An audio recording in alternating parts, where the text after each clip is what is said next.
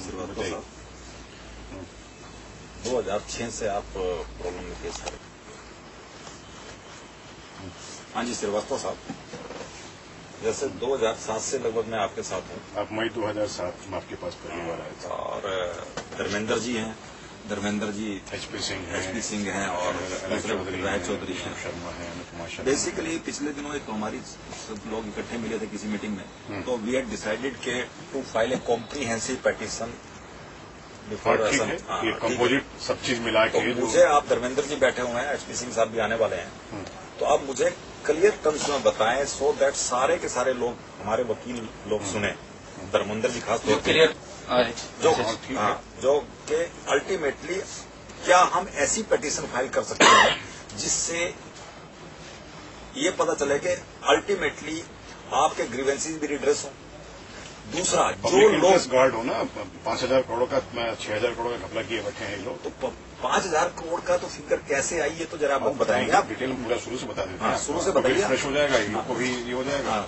और जहाँ इनको पूछना है वहाँ ये पूछ लें। HP सिंह को तो थोड़ा बहुत चूंकि अलग अलग हो रहा है ना, आप सर्विस डोमेन में कर रहे हैं, धर्मेंद्र जी सिविल साइड में कर रहे हैं, HP सिंह क्रिमिनल साइड में कर रहे हैं, तो अलग अलग है, ठीक है। तो अब ऐसा है कि मैं 2005 से शुरू करता हूँ। 2005 में मैं एडिशनल डायरेक्टर इंस्पेक्शन था। सिविलिटी में एक इंस्पेक्शन डिवीजन है, ये अपने अफसरों का इंस्पेक्शन करता है, अपने ही लोगों का, कि अगर कोई मिस्टेक हो गया, इसको प्रिवेंटिव विजिलेंस बोलते हैं। तो चूंकि इनकम टैक्स एक्ट में, रेवेन्यू लॉ में सब जगह लिमिटेशन होता है। एक पीरियड के बाद सरकार टैक्स नहीं ले सकती है, भले टैक्स की चोरी करके बैठा हुआ अगला। तो उस लिमिटेशन के पहले हमको अपनी गलती खोज के गलती को रेक्टिफाई कर लें, ये हमारा काम है। अफसर की गलती है नहीं है, उसके लिए प्यूरिटी विजिलेंस है जो CVC के अंडर में काम करता है, वो फिर वहां जाता है, वो मॉनिटरिंग करते हैं। मॉनिटरिंग करेगा। उसके इंचार्ज आप थे? हम प्रिवेंटिव के इंचार्ज थे। मेरा काम था कि या तो कंप्लेन पे या इंटेलिजेंस पे या रैंडम या कोई रेफर होके आ जाए, तो हम कोई शिकायत मिले कि इस अफसर के गलती से रेवेन्यू का लॉस हो गया है, तो फाइल हम लोग मंगवाएं, इंस्पेक्शन करें या वहां जाकर के इंस्पेक्शन करें, और अगर गलती है तो फिर सिविलिटी को रिपोर्ट करें, और सिविलिटी फिर उस पर कंसर्न चीफ कमिश्नर को डायरेक्शन दे देती है कि आप इसको रेमेडियल मेजर। तो ये आपने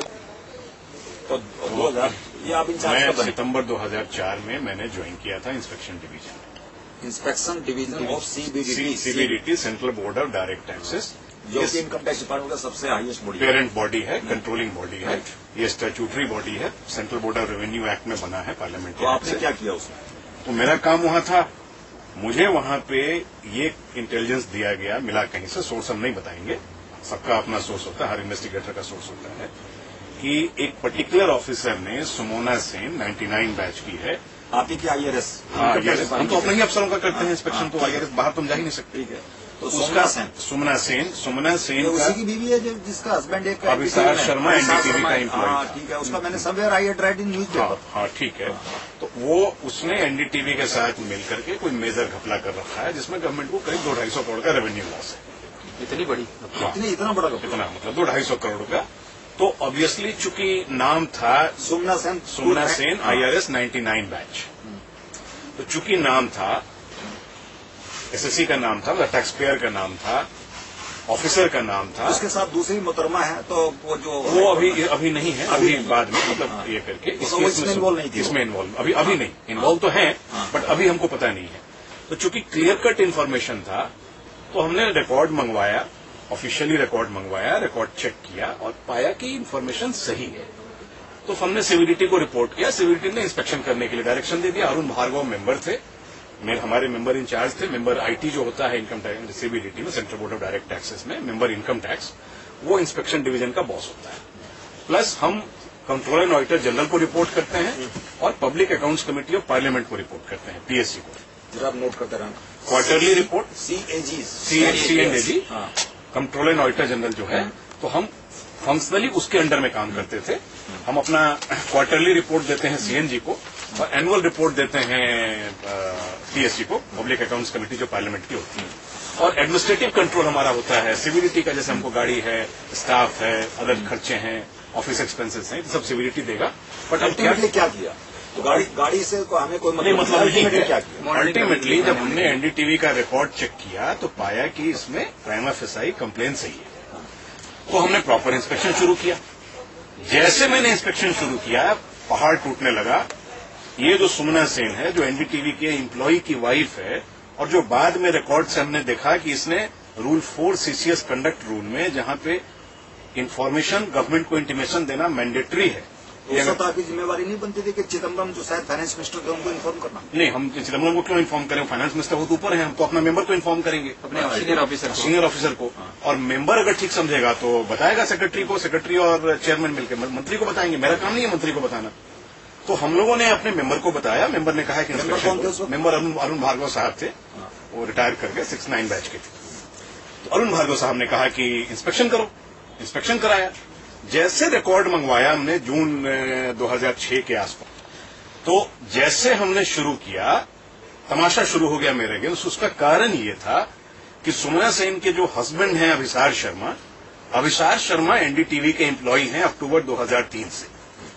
रूल 4 जो है हमारा सीसीएस कंडक्ट रूल, उसमें ये मैंडेटरी है कि अगर किसी गवर्नमेंट सर्वेंट का कोई भी फैमिली डिफाइंड है जिसमें हस्बैंड इंक्लूडेड है, अगर कोई भी फैमिली मेंबर किसी प्राइवेट कंपनी या प्राइवेट फर्म में एम्प्लॉयड होता है, भले ऑफिशियल डीलिंग हो न हो, I know that. तो गवर्नमेंट आप सर्विस लॉयर हैं, आपको पता है। I know that. तो That implies तो duty not to disclose. ये हमने बाद में जब इंस्पेक्शन किया, बाकी रिकॉर्ड से लिंकअप किया, तो सुमना सेन ने अक्टूबर 2003 में ये इंटीमेशन नहीं दिया था कि उसका हस्बैंड एनडीटीवी का एम्प्लॉय है। नंबर 1 छिपाया था। नंबर 2, अगस्त 2004 में सुमना सेन ने अपनी पोस्टिंग जैसे भी करा ली एनडीटीवी के सर्कल में, जहां एनडीटीवी का असेसमेंट होता है। तब भी डिस्क्लोज नहीं किया उसने? तब भी डिस्क्लोज नहीं किया। न केवल NDTV was giving shelter to her. अभी शेल्टर की बात नहीं कर सकेंगे क्योंकि अभी तो हमसे रिकॉर्ड देख रहे हैं। बेसिकली देखो कि अगर मैं मेरी वाइफ वहां अप्लाई होती है जहां पर मेरा असेसमेंट होता है, तो ये तो क्रिमिनल कॉन्स्पिरेसी भी हो गया। बिल्कुल हो सकता है। क्यों ये है क्रिमिनल कॉन्स्पिरेसी है, हम बाद में दिखाएंगे ये कैसे क्रिमिनल कॉन्स्पिरेसी। आप सही कह रहे हैं। ऑब्वियसली जो बेनिफिशियरी है वो शेल्टर करेगा, जो बेनिफिशियरी नहीं है वो चैरिटी तो कोई कर नहीं रहा है। तो अगस्त 2004 में सुमना सेन की पोस्टिंग हो गई सर्कल 13-1 में। सर्कल 13-1 टेक्निकल वर्ड है, मतलब रेंज 13 और उसका सर्कल 1। ये दिल्ली के अंदर ही? दिल्ली में दिल्ली का रेंज 13 और रेंज 13 का सर्कल 1, हम 13-1 कहते हैं अपने जार्गन में। तो 13-1 में पोस्टिंग हो गई, जहां एनडीटीवी और एनडीटीवी के सारे डायरेक्टर्स, प्रणव राय, राधिका राय, विक्रमादित्य चंद्रा, केबीएल नारायण राव, ये सारे वहां एसेस होते हैं सारे डायरेक्ट टैक्स के लिए। सारे डायरेक्ट टैक्स का मतलब हो गया कि 9 डायरेक्ट टैक्स हैं, और कोई भी ऐसा मैटर जिसको सेंट्रल गवर्नमेंट नोटिफाई कर दे कि ये डायरेक्ट टैक्स है, हम उसको भी इंप्लीमेंट करेंगे। तो central board of revenue act में ये डिफाइंड है डायरेक्ट टैक्स, तो उस सबके लिए वो असेसिंग अफसर। सेक्शन 3 और 4 में इसमें अगस्त 2004 में भी नहीं बताया कि इसका हस्बैंड एम्प्लॉय है, क्योंकि ये क्लियर है रूल 4 के सब रूल 2 में कि अगर कोई ऑफिशियल डीलिंग हो जाता है किसी भी समय किसी पब्लिक सर्वेंट का, गवर्नमेंट सर्वेंट का, ऐसे किसी एंटिटी के साथ, कंसर्न के साथ, जिसमें उसका फैमिली एम्प्लॉयड है या फैमिली का कोई इंटरेस्ट है, तो इमीडिएट गवर्नमेंट को इन्फॉर्म करना पड़ता है। और इसके कंसिक्वेंसेस बहुत सीरियस है। एमएचए के डायरेक्शंस हैं clear cut ministry of home affairs के, कि अगर गवर्नमेंट सर्वेंट इंटीमेट नहीं करता है तो उसके ऊपर मेजर पेनाल्टी लगा दी जाए, जिसमें डिसमिसल भी इंक्लूडेड है। ऐसी कोई पेनल्टी लगी? लगती है, कई बार लगी। इनको लगी? इनको तो इनिशिएट ही नहीं हुआ है। ये तो That's what I'm saying. Who was giving shelter? Subsequently, I learned that shelter was given by none other than Mr. Chidambaram, the finance minister. And NDTV was behind it. वो कैसे हमें अभी एक्सप्लेन करूंगा मैं, बट मैं chronological sequence में चल रहा हूं इसलिए। अब यहाँ clear cut conflict of interest है। सुमना सेन के हस्बैंड एनडीटीवी में एम्प्लॉयड हैं। सुमना सेन सरकार से छुपा के कि उसका हस्बैंड एनडीटीवी में एम्प्लॉयड है, एनडीटीवी का असेसमेंट कर रही है, एनडीटीवी के डायरेक्टर्स का असेसमेंट कर रही है, और किसी को बताया नहीं जा रहा है। सरकार बिल्कुल अंधेरे में रखी जा रही है। ये अब क्या खेल होता है? जब आपने अपने मेंबर को बता दिया, उसके बाद क्या? मेंबर को हमने ये बताया ना कि एनडीटीवी का ये कंप्लेन आया है कि एनडीटीवी के असेसिंग अफसर सुमना सेन ने एनडीटीवी के साथ मिलकर घपला किया है। हमको उस समय ये नहीं पता था कि उसका हस्बैंड वहां एम्प्लॉयड है। वो तो हमने जब बाद में रिकॉर्ड चेक करना शुरू किया तब निकला रिकॉर्ड से। उसके बाद क्या हुआ? उसके बाद ये हुआ कि जैसे मैंने रिकॉर्ड मंगवाया है, मेरे खिलाफ 2 जून 2006 को सुमना सेन, जो दूसरी मोहतरमा आप कह रहे हैं, मोहतरमा अशीमा नेब, जो सुमना सेन की बैचमेट हैं, जो सब्सिक्वेंटली मेरे पास इंफॉर्मेशन है, प्रूफ है कि जो जिन्होंने भी एनडीटीवी से मोटे पैसे लिए हैं, किस तरह के प्रूफ हैं जो ये? डॉक्यूमेंट्री प्रूफ है, हम दिखाएंगे। ये सब कागज जो मैं लेके इसलिए आया हूं, पूरा इतना मोटा बंच है, ये सब एक एक चीज दिखा दूंगा। तो इन लोगों ने मिलकर 2 जून 2006 को रूल 7 सीसीएस कंडक्ट रूल का वायलेशन करते हुए ये लोग सीवीसी गया, सेंट्रल विजिलेंस कमीशन, वहां इलीगल ट्रेड यूनियन एक्टिविटी इन्होंने किया और वहां इन्होंने कहा कि मैं इन दोनों औरतों को मॉलेस्ट करता हूं, इनको सेक्सुअली असॉल्ट करता हूं, इनको रेप करता हूं, इनको ये करता हूं, वो करता हूं। रेप एलिगेशंस लगाए। इस पे सीवीसी ने कहा कि ये करप्शन का मैटर नहीं है, ये क्रिमिनल मैटर है या सर्विस मिसकंडक्ट है, तो आप पुलिस में एफआईआर करिए। ये वहां से कह के ये लोग वापस आ गए कि हम एफआईआर करेंगे। इन्होंने एफआईआर डर के मारे नहीं किया, क्योंकि एफआईआर में बाकी चीजें भी पुलिस इन्वेस्टिगेट कर लेती। चिदम्बरम का पुलिस पे कोई जोर नहीं था, चिदम्बरम फाइनेंस मिनिस्टर थे, तो इन लोगों ने एफआईआर नहीं किया। 14 जून 2006 डेट इंपॉर्टेंट है। 14 जून 2006 को सेक्रेटरी सीवीसी ने, जो आईएएस ऑफिसर थे, कौन थे? एन विठल नहीं थे उस समय, पी शंकर साहब तो सेंट्रल विजिलेंस कमिश्नर थे। सेक्रेटरी एडिशनल सेक्रेटरी लेवल के गवर्नमेंट ऑफ इंडिया का अफसर होते हैं, जनरली आईएएस अफसर होते हैं। उन्होंने डीओ लेटर लिखा सीबीओ सीबीडीटी पीके मिश्रा को, जो इन सारी चीजों में बुरी तरह शामिल हैं, कि अभी तक एफआईआर क्यों नहीं हुआ एसके श्रीवास्तव के अगेंस्ट, क्योंकि आप पीके मिश्रा 1970 बैच के आईएएस ऑफिसर थे, जो आपके सीबीओ भी रहे हैं। मेरे वही सीबीओ ही थे उस समय। तो सेंट्रल विजिलेंस कमीशन ने कहा है कि भाई ऑब्वियसली आप एक तरफ तो रेप कह रहे हैं, मॉलेस्टेशन कह रहे हैं, सेक्सुअल असॉल्ट कह रहे हैं, बैटरी कह रहे हैं, और दूसरी तरफ आप एफआईआर नहीं कर रहे हैं। माजरा क्या है? ये लोग फिर चुप मार गया, एफआईआर नहीं किया। लेकिन क्लैंडस्टाइनली इन लोगों ने सीवीसी को एक रिपोर्ट भेज दिया 14 जून को ही कि मुझे आर्टिकल 311(2) में डिसमिस कर दिया जाए। 14 जून 2006। ऐसा क्या मिसकंडक्ट कर दिया था आपने? 311(2)? मैं इनके करप्शन को रिपोर्ट कर रहा था, इसलिए इन लोगों ने कहा कि चूंकि मैं कोई एलिगेशन तो लगाया हुआ आप पे? एलिगेशन ये लगाया, हाँ एलिगेशन ये लगाया, where the authority has to prove that it's a offence and holding of inquiry is not possible. इन्होंने कह दिया कि चूंकि मैं बहुत पावरफुल हूं और मैं डिपार्टमेंट में एक ग्रुप को कंट्रोल करता हूं, मेरे अपने लोग सपोर्टर्स हैं, फॉलोअर्स हैं, या दोस्त हैं, यार हैं, तो मेरे खिलाफ दिल्ली में बैठ के सरकार, भारत सरकार इतनी हेल्पलेस है कि इंक्वायरी नहीं कर सकती है। ये फाइल इन लोगों ने, उस समय जो मेंबर पर्सनल थी, लेडी ऑफिसर थी और बहुत ऑनेस्ट और अपराइट ऑफिसर थी, मिसेज बलजीत मटियानी 69 बैच की आईआरएस, और रूल ये है कि सीबीओ में प्रेम मटियानी साहब की वाइफ, रूल ये है कि सीबीओ जो है वो मेंबर पी को रिपोर्ट करेगा, वो डायरेक्ट में चेयरमैन सीबीडीटी को या रेवेन्यू सेक्रेटरी को या फाइनेंस मिनिस्टर को अप्रोच नहीं कर सकता है। ये 2005 में चिदम्बरम साहब ने मीटिंग करके ये ऑफिस इंस्ट्रक्शन इशू कर रखा है,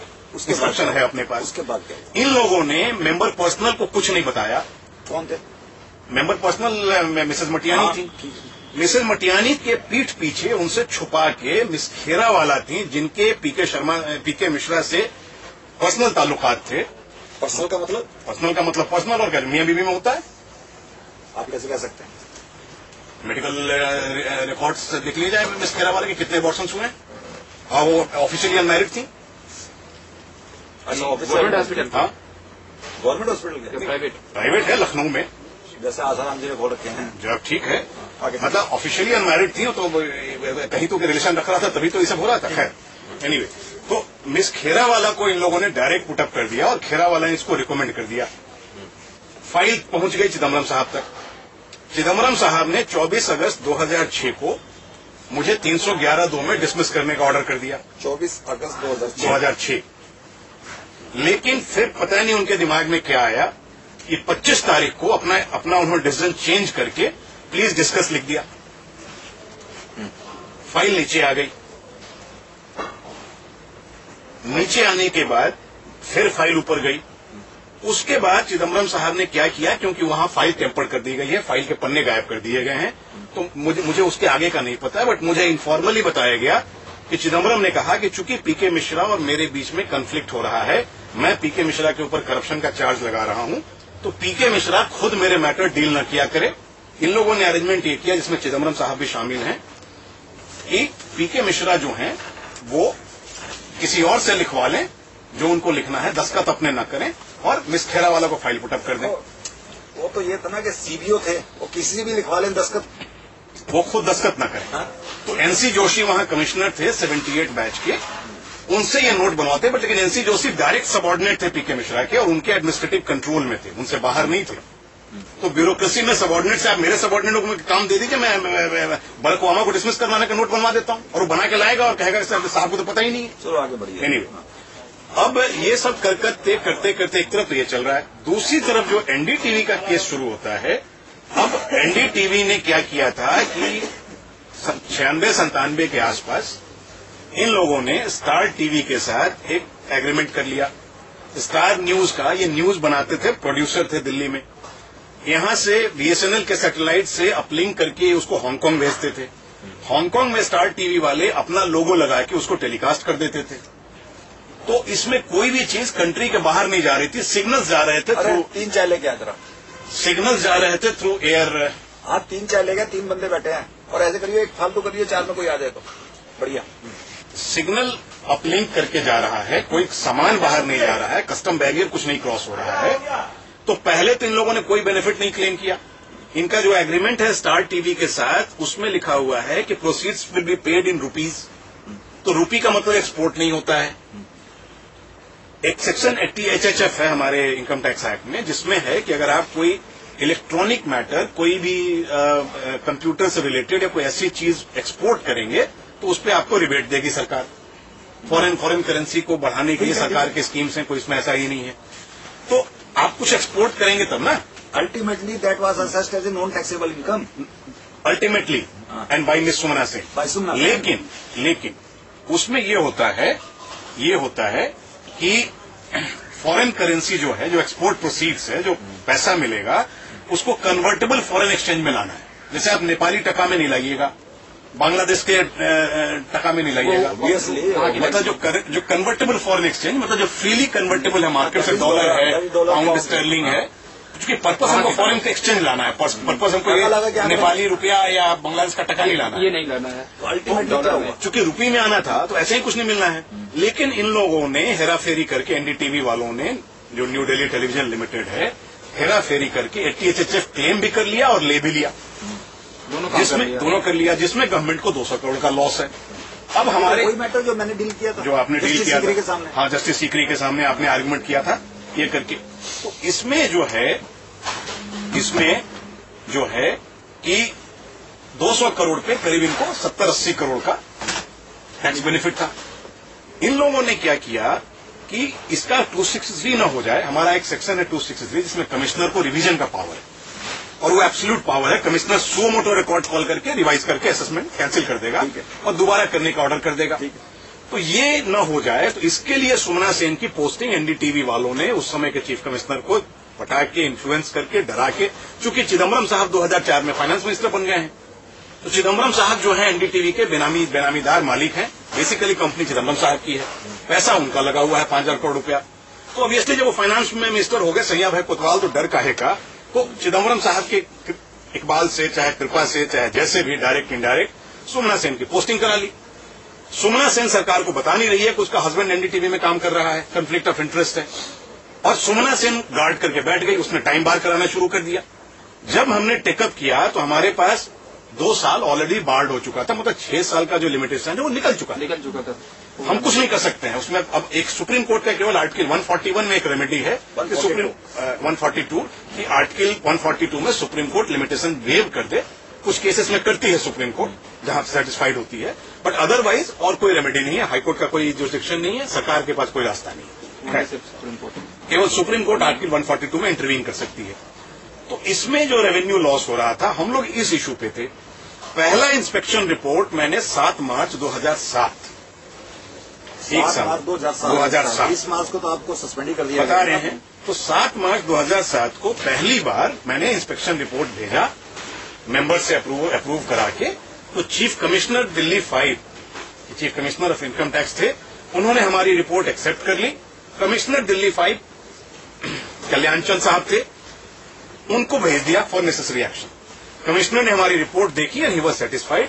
तो कमिश्नर ने रिविजनरी जुरिडिक्शन अज्यूम करके 17 मार्च 2007 को नोटिस इशू किया और 29 मार्च 2007 को कैंसिल कर दिया असेसमेंट आपके फेवर में, प्लस रेवेन्यू के फेवर में।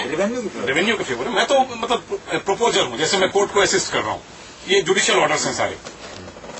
तो डायरेक्शन दे दिया कि इस सारे इश्यू को कवर करके एनडीटीवी का क्लेम एग्जामिन करके दोबारा असेसमेंट करो।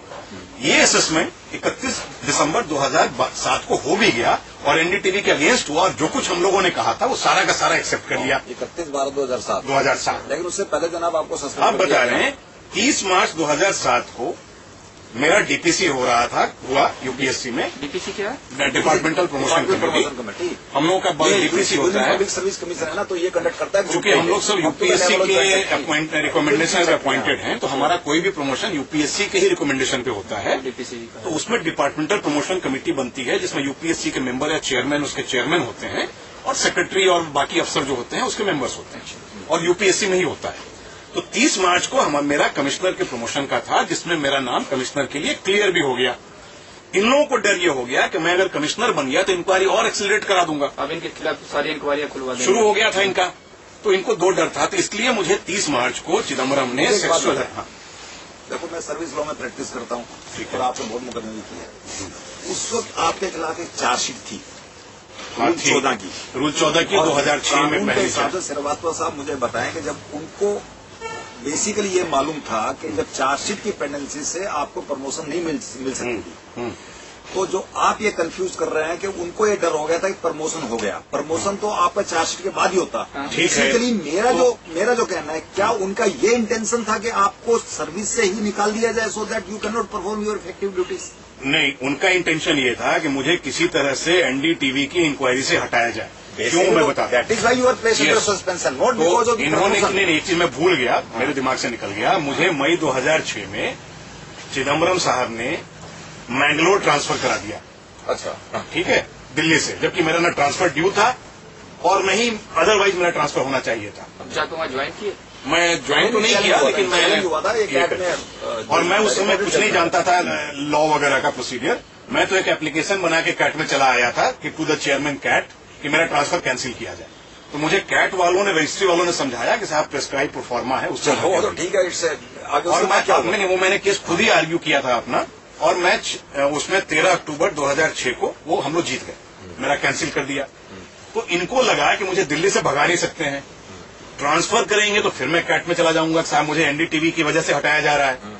तो इसलिए इन लोगों ने तरीका ये निकाला कि मेरे ऊपर सेक्सुअल हैरेसमेंट का चार्ज लगवाया जाए और मुझे सस्पेंड कर दिया जाए, सर्विस से बाहर रखा जाए, सर्विस से बाहर रखा जाए, जिससे दो फायदे थे। क्रिमिनल कॉन्स्पिरेसी, यस, कि मैं तो बाई चिदम्बरम में एनडीटीवी एंड अदर्स, उसमें हमारे लोग भी शामिल हैं। एनडीटीवी का भी काम हो और चिदम्बरम भी बचे रहेंगे, सारे बचे रहेंगे। इससे गब्बर तो चिदम्बरम था ना। इससे जो फायदा था लोगों को ये था कि बाकी अफसर भी डर जाएंगे ना, मुझे सस्पेंड कर दिया, एग्जाम्पल कोई मुंह नहीं खोलेगा, तो चिदम्बरम सेफ रहेंगे, सेफ रहेंगी।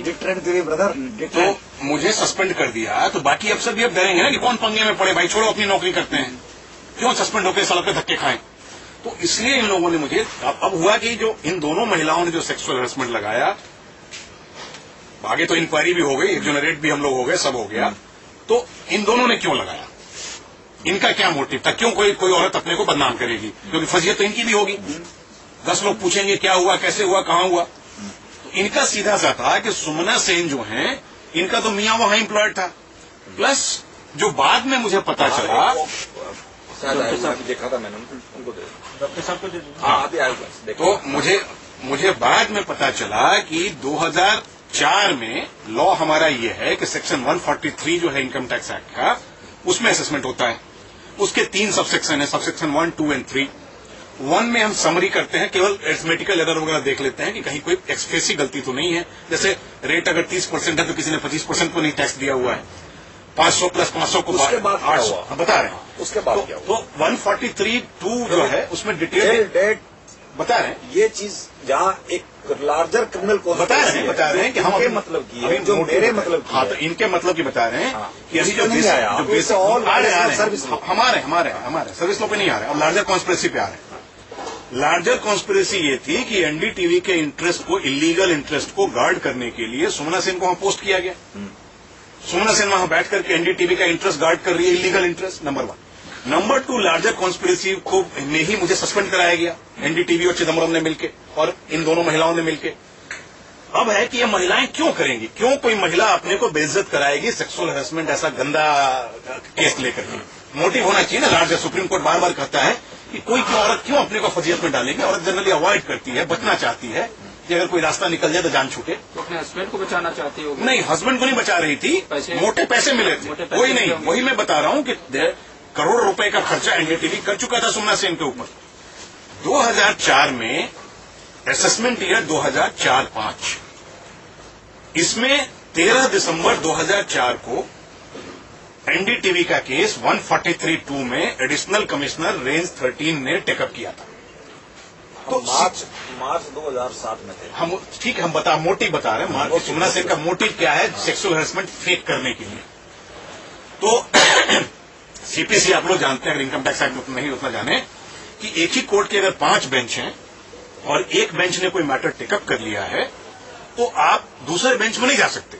कोई एप्लीकेशन गलती से चला भी गया तो बेंच ट्रांसफर करेगा।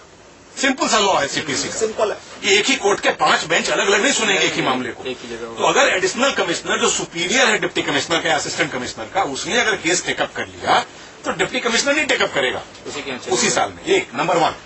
नंबर 2, सुप्रीम कोर्ट का जजमेंट है Gujarat state electricity board versus commissioner of income tax November 2002 का, कि अगर आपने 143(2) में प्रोसीडिंग शुरू कर दी, income tax act section 143 sub section 2 में, तो आप 143(1) में कुछ नहीं करेंगे, वो बाहर हो गया। 13 दिसंबर 2012 को इनकम टैक्स एक्ट में 143(2) सेक्शन में, मतलब सेक्शन 143 सब सेक्शन 2 में प्रोसीडिंग शुरू हो गई by additional commissioner range 13 Delhi. इसके बाद अब 143 में किसी के पास जुडिक्शन नहीं है कोई भी ऑर्डर करने का। सुमना सेन ने क्या किया कि 28 मार्च 2005 को, मतलब 4 महीने बाद 143(1) में ऑर्डर करके 1,46,82,836 रुपए का इलीगल रिफंड रेज कर दिया और दे दिया एनडीटीवी को 31 मार्च को चेक साइन करके, खुद लेके गई है बाई हैंड, और इसके हस्बैंड को दिया। हस्बैंड ने जाकर के एनडीटीवी को डिलीवर किया अगले दिन। उसके पहले 21 मार्च को सुमना सेन क्या किया है? अब बता रहे हैं, 21 मार्च 2005 को एनडीटीवी ने सुमना सेन को ऑफर दिया कि आप हमारे खर्चे पे यूरोप घूम के आइए, फॉरेन जाइए, घूम के आइए, शॉपिंग करके आइए, जो करना है करिए, 1 करोड़ का बजट है आपके लिए। सुमना सेन ने 22 मार्च को सरकार से परमिशन मांगा। ये नहीं बताया, 22 मार्च 2005, ये नहीं बताया कि एनडीटीवी जो है उसके हस्बैंड का एम्प्लॉयर है। एनडीटीवी को वो ऑफिशियल डीलिंग है, उसमें रिफंड दे रही है, ऑर्डर पास कर रही है। 8 अप्रैल 2005 को सरकार की तरफ से इनको कंडीशनल परमिशन दिया गया कि अगर एनडीटीवी से कभी भी, मतलब पास्ट में भी कभी कोई ऑफिशियल डीलिंग है आपका, करोगे तो आप ये ऑफर एक्सेप्ट नहीं करेंगी। सुमना सेन ने फिर सरकार से झूठ बोला, कंडक्ट रूल में है, आप इंस्ट्रक्शन सही है। तो सुमना सेन ने फिर सरकार से झूठ बोला कि मैंने तो एनडीटीवी का नाम नहीं सुना आज तक, जबकि 10 दिन पहले 28 मार्च को 1,46,82,836 रुपए का चेक इशू कर चुकी है और ऑफर लेके 12 मार्च को ब्रिटिश एयरवेज की फ्लाइट BA 142 से यूरोप घूमने चली गई। 12 अप्रैल को ये फेवर लिया हुआ था और फिर बाद में पैसे दिए गए। इसलिए सुमना सेन ने सेक्सुअल हैरेसमेंट का झूठा इल्जाम मेरे ऊपर लगाना तय किया, क्योंकि वो एनडीटीवी के पेरोल पे थी। अब जो है इसमें मजेदार चीज ये है, ऑफ द रिकॉर्ड जैसे कह रहे हैं, जनरल कह रहे हैं कि एनडीटीवी जो है, और खास करके इनकी जो बरखा दत्त है इनकी, ये कुछ भी दिखा देती हैं अपना। बरखा दत्त को सारा पता है ये फ्रॉड, कुछ भी दिखा दिया, मतलब कहीं पे कुछ हो गया, जैसे भी आशाराम पे चल रहा है, कहीं पे कुछ चल रहा है, तो ये जर्नलिस्ट हैं, कुछ भी अपना दिखाती हैं, आप देखिए इतना बड़ा अनर्थ हो रहा है। बरखा दत्त इसमें क्यों चुप बैठी हैं? तो इसमें क्या हुआ है कि अदरवाइज इनका रिकॉर्ड देखा जाए तो 99 के कारगिल वॉर में इन्होंने हमारे जवान को मरवाया, आर्मी के अफसरों को मरवाया। बरखा दत्त और एनडीटीवी ने रात में इन लोगों ने हैलोजन लाइट्स जला करके रिकॉर्डिंग की। तो देश दूर ही है सब। जब ये हाँ मैं इधर तो ये ना कोई मीटिंग दे रहा हूँ उधर पटियाला, उस आ जाओ अगर वहाँ काम खत्म होगा तो कोई, क्योंकि वही कॉम्प्रेस कौन से करके वो लेके मेरे गाड़ी में रखने हैं। और बेसिकली ये जो लिटिगेशन फाइल करनी है ना, वो श्रीवास्तव साहब वाली, उसके बारे में एक कॉम्प्रिहेंसिव में डिटेल ले रहा था, वो आज तक कॉम्प्रिहेंसिव बनी नहीं। इधर आ जाए बेटा, हाँ आ जाए बेटा। तो उसमें बरखा दत्त ने रात में हैलोजन लैंप्स जला करके जो हमारे चौकियां थी हमारी, जहां जवान थे, अफसर थे, वहाँ चिलित कराया। उसकी रिकॉर्डिंग की है। तो जंगल में रात के समय अगर कहीं पर आप इस तरह की लाइट जलाएंगी तो दूसरे साइड पे जो बैठे हैं दुश्मन के जवान, तो मार देंगे। वो 1 मिनट में लोकेशन उसका कोऑर्डिनेट्स में आइडेंटिफाई कर लेंगे। और उसमें जो बम्बार्डमेंट्स हुआ है उसमें हमारे जवान मरे हैं, ये डॉक्यूमेंट्री है। इसी तरह से इन्होंने बाकी जगहों पे भी बॉम्बे अटैक के समय, मुंबई अटैक के समय हम दिखा रहे हैं कि बरखा दत्त और एनडीटीवी, बरखा दत्त और एनडीटीवी जो है ये क्रिमिनल्स हैं, देशद्रोही। जो ये कह रहे हैं धर्मेंद्र जी बिल्कुल सही कह रहे हैं। बरखा दत्त जो हैं, जो एनडीटीवी की मतलब बड़ी इंपॉर्टेंट एंकर हैं और बड़े लीडिंग इश्यूज करती हैं अपने हिसाब से, जो नीरज आडिया केस में भी जिनका नाम है, सब कुछ है, इन्होंने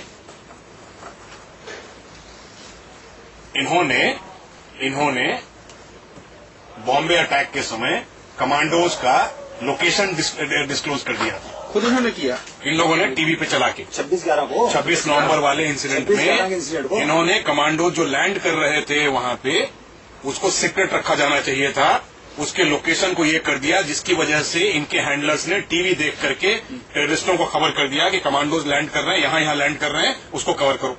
ये तो बहुत बड़ा। और इसके बावजूद कि चिदम्बरम होम मिनिस्टर बन गए उसके बाद, इसलिए एनडीटीवी के खिलाफ कोई एक्शन नहीं होने दिया चिदम्बरम ने, चूंकि चिदम्बरम की कंपनी है। खैर एनीवे, इसका हमसे डायरेक्ट नहीं है, बट हम बता रहे हैं कि बरखा दत्त का या एनडीटीवी का या प्रणव राय का या केविल नारायण राव का या विक्रमादित्य चंद्रा का क्या रिकॉर्ड है, किस तरह का ये लोग काम करते हैं, ये हुआ। अब जो बात आई, जो मुझे उस समय नहीं पता था, मुझे भी आश्चर्य हुआ कि भाई मैं बहुत छोटा अफसर हूं, डायरेक्टर लेवल का अफसर हूं भारत सरकार में, मेरे ऐसे 2000 अफसर होंगे भारत सरकार में, तो इसके लिए फाइनेंस मिनिस्टर इतना जहमत क्यों उठाएगा कि मेरे अगेंस्ट आउट ऑफ वे जाकर के मुझे डिसमिस करने की कोशिश करेगा, मुझे आर्टिकल 311(2) में निकालने की कोशिश करेगा।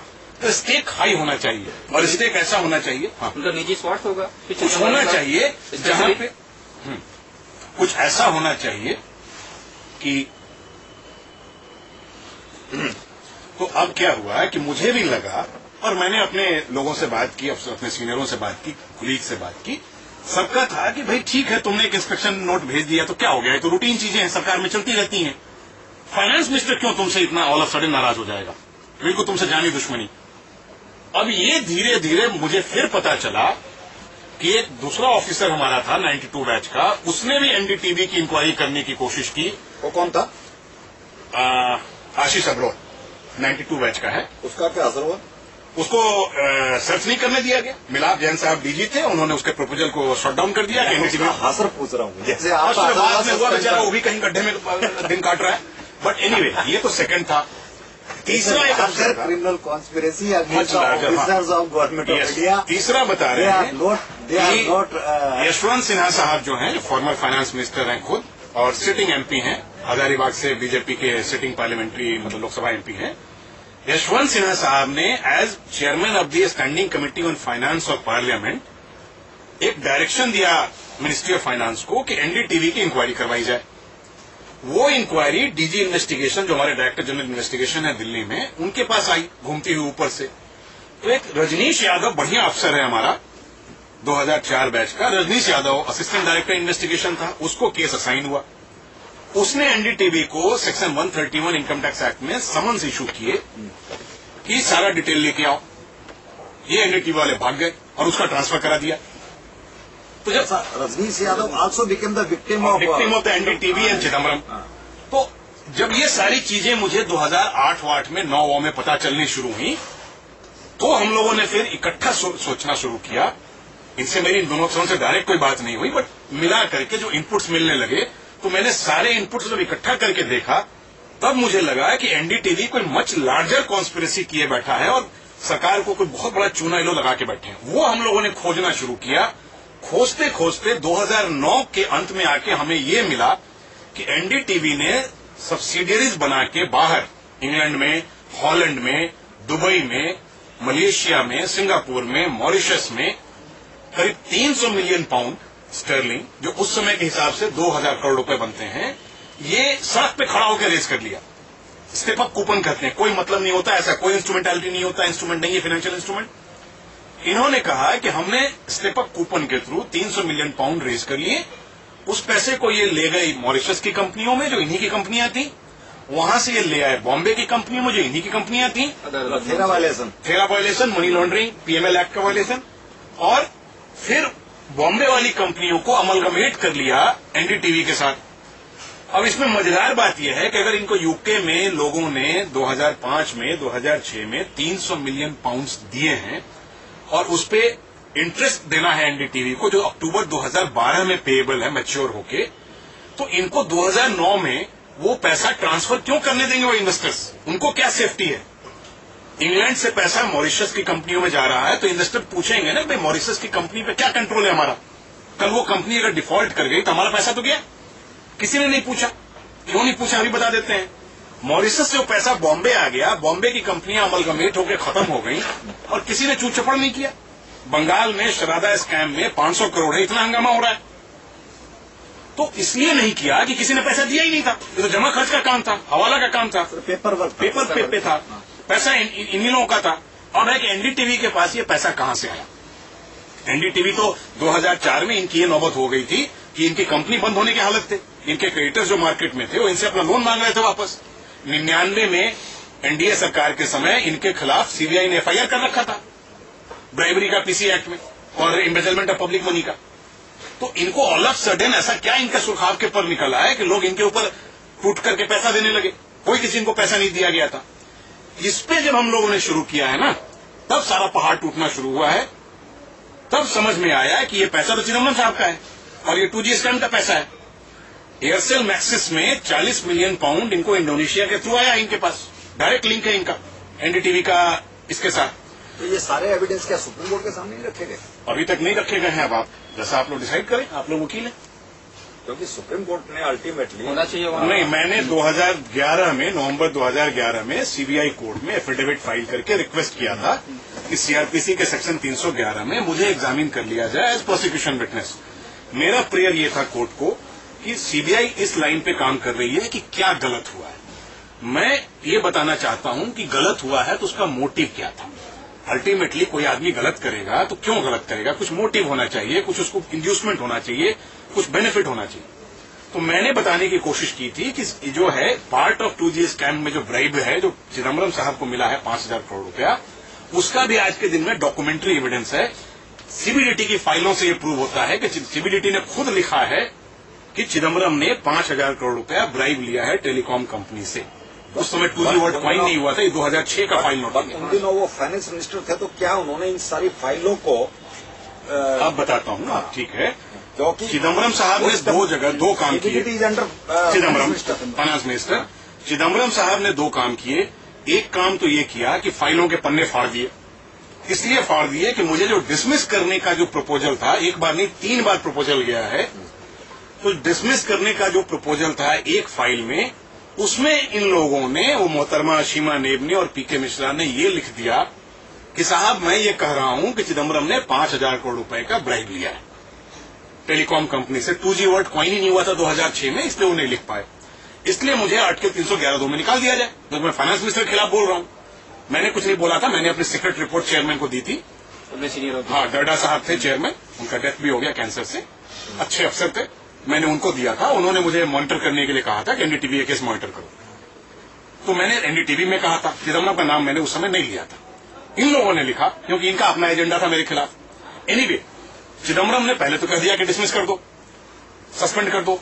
जब फाइल नीचे आई, पहली बार ज्वाइंट सेक्रेटरी एडमिनिस्ट्रेशन को फाइल दी गई, जो बेसिकली इस चीज के इंचार्ज थे, मिस्टर बाल गोपाल थे, अच्छे अफसर थे, सीएसएस के, रिटायर कर गए। बाल गोपाल साहब ने फाइल पे लिखा कि मैं आउटस्टैंडिंग ऑफिसर हूं, मेरे सारे सीआर आउटस्टैंडिंग हैं। लास्ट एसीआर जो मेरा लिखा गया है मार्च 2007 के लिए, वो भी आउटस्टैंडिंग है।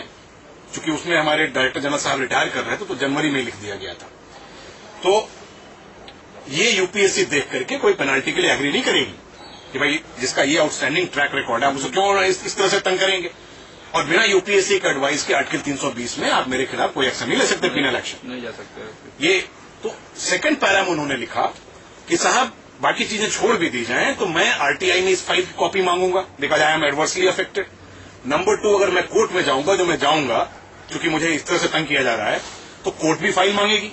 तो अगर कोर्ट ने उलट के पूछ लिया कि ठीक है आपने अफसर को तो इनडिसिप्लिन के ग्राउंड पर सस्पेंड कर दिया, चार्जशीट कर दिया, जो करना है किया, अगर चिदम्बरम का क्या हुआ, जिसके अगेंस्ट 5,000 करोड़ का एलिगेशन सीबीओ सीबीडी लगा रहा है, इस पे चिदम्बरम साहब घबरा गया, इन्होंने फाइल के 12 पन्ने गायब कर दिए। सीक्रेट फाइल के 12 पन्ने गायब हैं, ये डॉक्यूमेंटरली मैं प्रूव कर सकता हूं, मेरे पास आज के दिन में डॉक्यूमेंट्स हैं लॉफुली।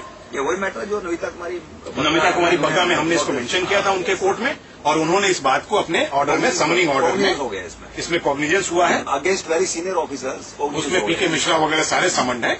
तो उसमें इन लोगों के खिलाफ कोर्ट ने कॉग्निजेंस लेके, मिस नमिता कुमारी बग्गा एमएम है तो उन्होंने कॉग्निजेंस लिया और उसका मेंशन है ऑर्डर में।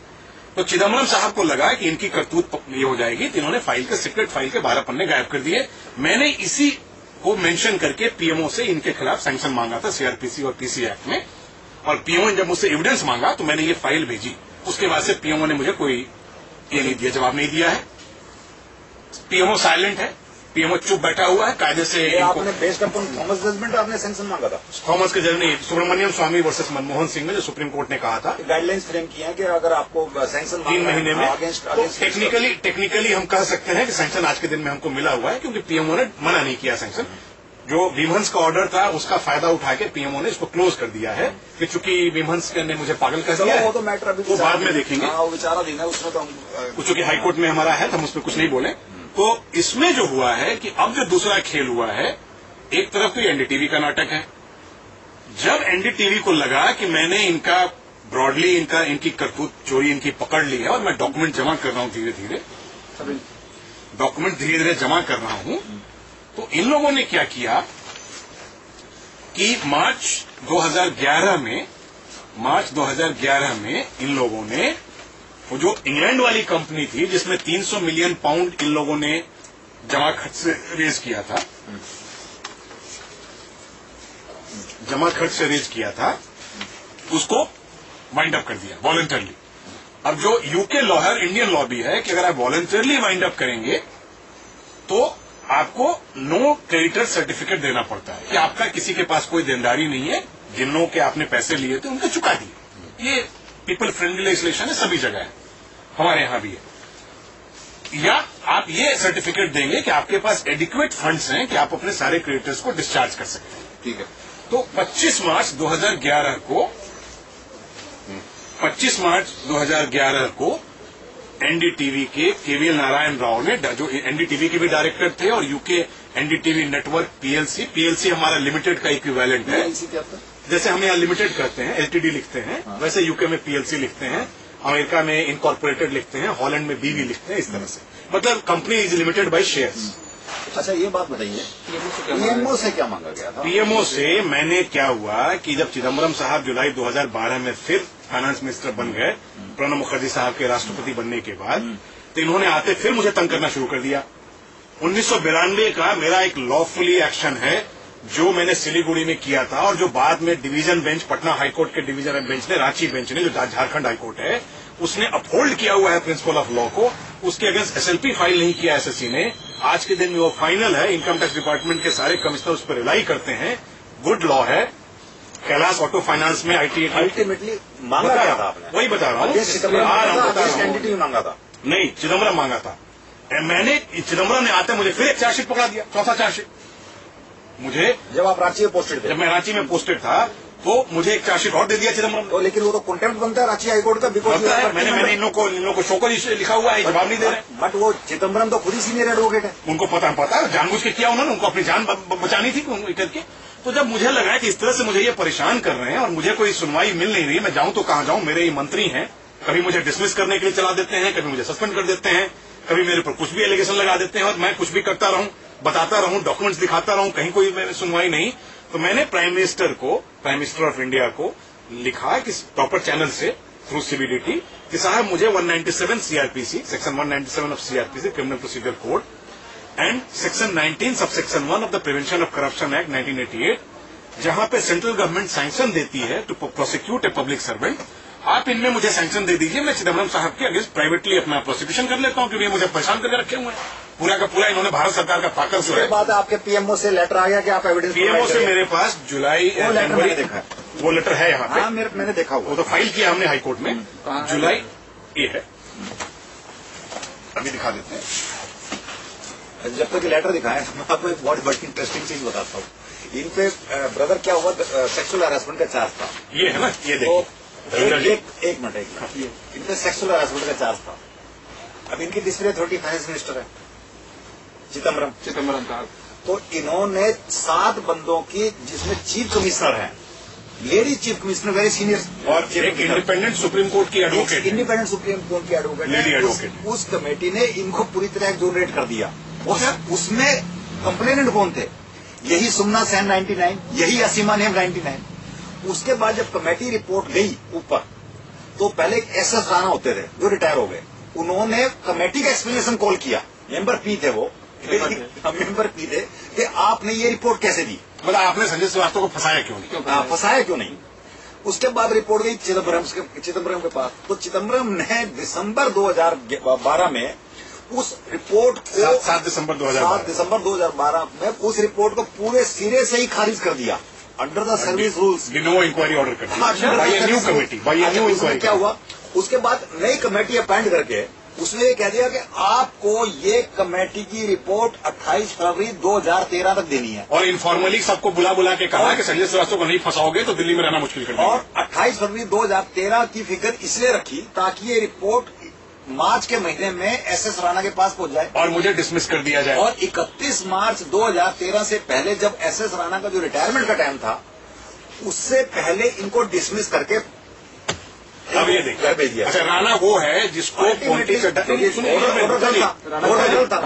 इमीडिएटली कोर्ट ने उसे स्टे कर दिया। आज तक चिदम्बरम उसको डिफेंड करने नहीं आया कोर्ट में। हमने चिदम्बरम का नाम लेके लिखा हुआ है कि चिदम्बरम डिफेंड करने नहीं आया कोर्ट में। और सुनिए, बहुत बड़ी बात है, राणा साहब जो हैं, एसएस राणा 75 बैच IRS, ये वो राणा है जिन्होंने पोंटी चड्ढा का सर्च लीक किया था, और इंक्वायरी करके देख ली जाए, दुबई में 20 करोड़ रुपया लिया। वही राणा है जो कहते हैं हर कैमरामैन को कहते हैं तेरे भी दिन बदलेंगे। हाँ, तेरे भी दिन बदलेंगे।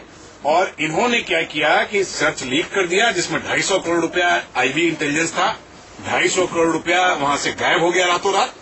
इनको कान पकड़ के निकाला उस समय के फाइनेंस मिनिस्टर ने। चिदम्बरम साहब आए, 18 फरवरी 2012 को ऑर्डर निकाल के निकाला गया, ओवरनाइट चेंज किया गया, और इनको चिदम्बरम साहब वापस ले आए, मेंबर पर्सनल बना दिया। मतलब चोर के भरोसे छीके की रखवाली, बिल्ली के भरोसे छीके की रखवाली, बिल्ली को कहा के दूध की रखवाली करो। और ये आते इन्होंने खुराफात शुरू किया। इनको ब्रीफ दिया गया था कि मुझे किसी भी तरह से डिसमिस कर दो। खैर एनीवे, जो ये जो प्राइम मिनिस्टर को देखिए, द प्राइम मिनिस्टर्स ऑफिस, देखिए क्लियर लिखा हुआ है, political section, south block so and so, SK Srivastava, commissioner of income tax appeals, Ranchi so and so, reference is invited to letter number so and so, जो मेरा official letter है, address to the prime minister seeking sanction for prosecution under section 195 and 197 of CRPC। ये दोनों public servant के हैं, और and 19(1) of the PC act against Shri P Chidambaram finance minister. आपने स्पष्ट दिया P चिदम्बरम के खिलाफ, लेकिन इसके बाद भी कोई एक्शन नहीं हो रहा है। अच्छा, ये तो आपको एड्रेस है। PMO ने मुझसे मांगा, ठीक है, वो फेयर है, PMO is fair that way. Reference is invited to the letter number 41/2013 addressed to the Prime seeking sanction of the prosecution under section 195, 197 CRPC 73 of PC Act against Sri P Chidambaram, Finance Minister. It may be mentioned that this office has not received the representation as referred to of so. ये मेरा proper channel वाला copy है जो CBDT ने राणा ने forward नहीं किया था, राणा दबा के बैठ गया। ठीक है।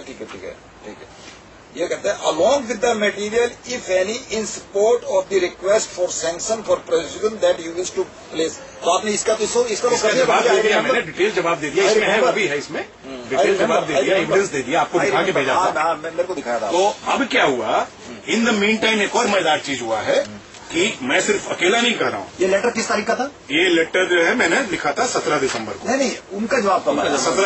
17 जनवरी 2013। तो उसका तो टाइम एक्सपायर हो गया 17 अप्रैल 2013। 18 अप्रैल को 4 महीने हो गए, जो सुप्रीम कोर्ट ने 3 महीना प्लस 1 महीना का। तो sanction stand technically we can claim that sanction against Chidambaram deemed sanction stands. मतलब सुप्रीम कोर्ट जो सुब्रमण्यम स्वामी वाला जो जजमेंट है मनमोहन सिंह के केस के उसके हिसाब से आज के दिन में I can assume that sanction has not having been denied within the time prescribed, stands granted because they have not refused sanction to me. That is one. उसके बाद क्या हुआ जो आप दिखाते हैं? This is very serious issue. आज के दिन में no court can refuse to take cognizance against Chidambaram. अब देखिए, even they are duty bound to take cognizance. मेरा होम डिस्ट्रिक्ट है मुजफ्फरपुर, वहाँ के एमपी हैं कैप्टन जनायन प्रसाद निषाद, बड़े अच्छे आदमी हैं, फॉर्मर आर्मी ऑफिसर हैं। ये वही निषाद साहब जो निषाद साहब, हाँ। 71 की लड़ाई, हाँ, नेवी में भी कैप्टन और नेवी में भी रहे हैं, और बड़े अच्छे मतलब अपराइट ये हैं, और बड़े ये हैं, मतलब हमारे यहाँ बिहार में कास्ट कहा जाता है, और वहाँ से ये चुन के आते हैं, और उनके कास्ट की वहाँ मेजोरिटी नहीं, मतलब दूसरे कास्ट वाले इनको वोट देते हैं। मुजफ्फरपुर से जॉर्ज फर्नांडिस भी पहले इलेक्शन जीतते थे वहां से, तो इनको कहीं से पता चला, तो इन्होंने ये देखिए, इन्होंने क्या किया कि प्राइम मिनिस्टर को लिखा 96 MP JNP 13 डेटेड 21/1/2013। इन्होंने प्राइम मिनिस्टर ऑफ इंडिया को लिखा कि चिदम्बरम साहब का ऐसे ऐसे है, और उसकी कॉपी दी सीरियस, हाँ नहीं, ये तो SFIO का है, सीरियस फ्रॉड इन्वेस्टिगेशन ऑफिस है, जो फाइनेंस मिनिस्टर के अंडर में नहीं है, कॉमर्स मिनिस्टर क्या हुआ? इसे कहते हैं complaint against theft public servants of finance minister. इसमें इन्होंने लिखा है कि चिदम्बरम साहब ने पब्लिक थेफ्ट, रेवेन्यू थेफ्ट ऐसे घपला किया है, तो उसपे SFIO जो कॉर्पोरेट फ्रॉड को इन्वेस्टिगेट करता है और कॉर्पोरेट मिनिस्टर के अंडर में है, क्योंकि यहाँ चिदम्बरम साहब का जोर नहीं है, तो इसमें इन लोगों ने लिख के दिया कि केस तो बनता है, लेकिन बिना गवर्नमेंट का सैंक्शन के। एक चीज बताएं जी, कैप्टन, जहां तक मेरी नॉलेज है, कैप्टन निषाद हैं, ये कांग्रेस के हैं? नहीं, जनता दल यूनाइटेड के, नीतीश कुमार के, अच्छा। शरद यादव जिस पार्टी इस पे तो मुकदमा दर्ज हो जाना चाहिए। तो ये कह रहे हैं ना कि गवर्नमेंट के सैंक्शन के बगैर हम नहीं कर सकते, इन कंपनी एक्ट के सेक्शंस में, इनमें मुझे गवर्नमेंट का सैंक्शन आप ले आइए, हम करेंगे। तो इन्होंने कहा कि केस बनता है चिदम्बरम के, वायलेशन ऑफ सेक्शन 235, 237, गवर्नमेंट का प्रायर परमिशन चाहिए, और वो लीगली SFIO सही बता रहा है, वो अपना बता रहे हैं। इसका क्या हुआ? ये भी दब गया, ये भी दबा हुआ है। कौन देगा सैंक्शन? जब मुझे इस तरह से परेशान कर रखा है, तो सैंक्शन देंगे कि चिदम्बरम के पास तो रिपोर्ट गई होगी ना, के पास उसको निषाद जी को लेटर गया ना, ये तो मैं कहीं से मांग के लाया। That is from Ministry of Corporate Affairs, Serious Fraud Investigation Office। ये है ना 11 फरवरी, Addressed to कैप्टन जय नारायण प्रसाद निषाद, 11 फरवरी 2013। फिर उन्होंने कोई दूसरा लेटर नहीं इशू किया?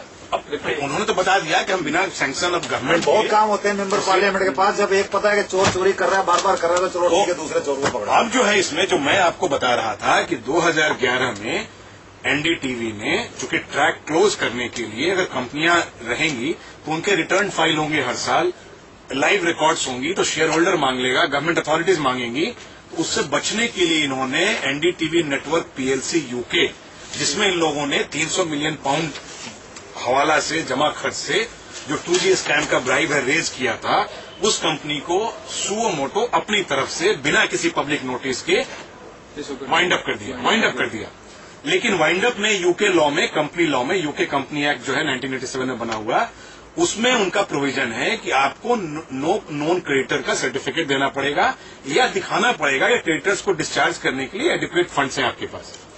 उस दिन मार्च 2011 में वो जो 2000 करोड़ रुपया था, या 300 मिलियन पाउंड स्टर्लिंग था, एक्सचेंज रेट फ्लक्चुएशन वगैरह मिला के, एक्यूमुलेटेड इंटरेस्ट मिला के 3,500 करोड़ रुपया था, रफली 10-20 लाख आगे पीछे छोड़ दीजिए। ये 3,500 करोड़ रुपया का इनको या तो पेमेंट करना था, या यूके गवर्नमेंट को बताना था कि हमारे पास ये 3,500 करोड़ रुपया है, जिस पैसे से हम अपने क्रेडिटर्स को दे सकते हैं। ये पीसी चाको बता रहे हैं, तो ये पहले खत्म कर लें। तो 25 मार्च को इन लोगों ने सॉल्वेंसी सर्टिफिकेट फाइल कर दिया, मतलब हम सॉल्वेंट है, मतलब हमारे पास 3,500 करोड़ रुपया है।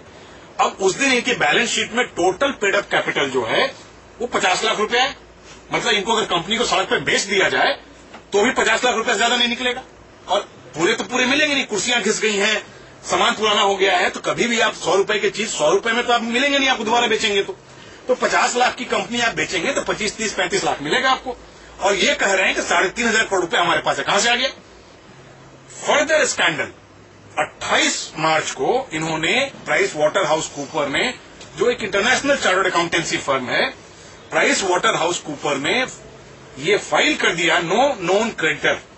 दैट मीन्स 28 मार्च को इनका कोई क्रेडिटर नहीं बचा, मतलब 25 मार्च 2011 से 28 मार्च 2011 के बीच में इन लोगों ने 3,500 करोड़ रुपए पेमेंट कर दिए। कहां से आए? प्रणव राय जो इस कंपनी में, यूके कंपनी में डायरेक्टर हैं, प्रणव राय ने 21 मार्च को रिजाइन कर दिया। क्यों? इसलिए रिजाइन कर दिया कि लीगल लायबिलिटी प्रणव राय की पर्सनल न बने। कुछ हो तो ये कह दे मैं तो डायरेक्टर था ही नहीं। NDTV के Pranav Roy, Pranav Roy is one of the beneficiaries of all this. ठीक है, तो इसलिए ये सारा फ्रॉड करके चूंकि कंपनी बंद कर ली, नोटिफाई कर दिया। अब आप मजेदार चीज देखिए कि 5,500 करोड़ रुपया का घपला हो गया और एक इन्वेस्टर नहीं खड़ा है पूछने के लिए कि साहब मेरा पैसा कहां गया। जो पैसा हमने आपको स्टेप अप कूपन के थ्रू दिया था, जिसपे आपको हमको इंटरेस्ट के साथ 2012 में वापस करना था, वो कहां गया, हम किससे वसूलेंगे। सीधा सा प्रिजम्पशन है कि कोई था रहे तब तो मांगे आपसे, पैसा तो इनका था, पैसा तो चिदम्बरम साहब का है। तो इसलिए किसी ने कुछ कहा नहीं। भाई कोई रहेगा, किसी ने पैसा मुझे दिया हो तब तो मुझसे मांगेगा। किसी को कहूं भाई 50 रुपया लो, इस कागज में दस्तखत करो, जाओ यहां से। तो जब मैं उस कागज को फाड़ के फेंकूंगा तो उसको क्या लेना देना, भाई उसको तो मुझे दस्तखत करने के 50 रुपए मिलने थे, मिल गए, वो अपना मालिक है, कागज फाड़े जाए जो करे। तो ये सारा चीज मिला करके अब क्या हुआ कि चिदम्बरम और एनडीटीवी डेस्परेट हैं। इस बीच में एक और प्रॉब्लम हो गया। एक तो सेक्सुअल हैरेसमेंट कमेटी ने प्रूव कर दिया कि इन दोनों मोहतरमाओं का चार्ज झूठा है। मैं सर्विस साइड में, गुप्ता जी ने सारा कंडक्ट किया, मैं वहां सारा मुकदमा जीत गया कि मेरा सस्पेंशन माला फाइड है। स्ट्रक्चर पास किया चिदम्बरम का केस, कोर्ट ने नाम नहीं लिखा बट कंपीटिंग अथॉरिटी अथॉरिटी लिखा। उसका मतलब होता है सस्पेंशन सेट असाइड हुआ इनका खिलाफ। हमारे जो प्रेजेंट राष्ट्रपति हैं, ये उनका डिस्प्ले अथॉरिटी थे, उन्होंने इनको रजिस्ट्रेट कर दिया। ये दोनों मोहतरमाएं हाई कोर्ट पहुंच गई उस ऑर्डर के खिलाफ कि इनको दोबारा सस्पेंड किया जाए। एक्सेप्ट कर लिया गवर्नमेंट ने, मतलब फाइनेंस मिनिस्टर ने कोई बिल्कुल रूल से डेविएट नहीं किया। प्रणब मुखर्जी साहब ने, उन्होंने डीओपीटी की ओपिनियन ली, उन्होंने मिनिस्ट्री ऑफ लॉ की ओपिनियन मंगवाई, एक डिस्प्यूट रेजोल्यूशन कमेटी बनी थी फाइनेंस में, उसके पास भेजा, सब तरह से एग्जामिन करवा के और तब ऑर्डर एक्सेप्ट करके इम्प्लीमेंट कराया, बिल्कुल परफेक्ट लीगल एंड फेयर तरीके से। 2011 को रजिस्ट्रेट हो गई है। अब इन दोनों औरतों को चूंकि पैसा दे रखा था एनडीटीवी ने कि किसी भी तरह से संजय श्रीवास्तव को नौकरी से बाहर रखो, क्योंकि इनका अभी लॉन्ड्रिंग कंप्लीट नहीं हुआ था, तो इन्होंने इन दोनों औरतों को फिर से पैसे दे करके ये दोनों औरतें पहुंच गई भारत सरकार के खिलाफ।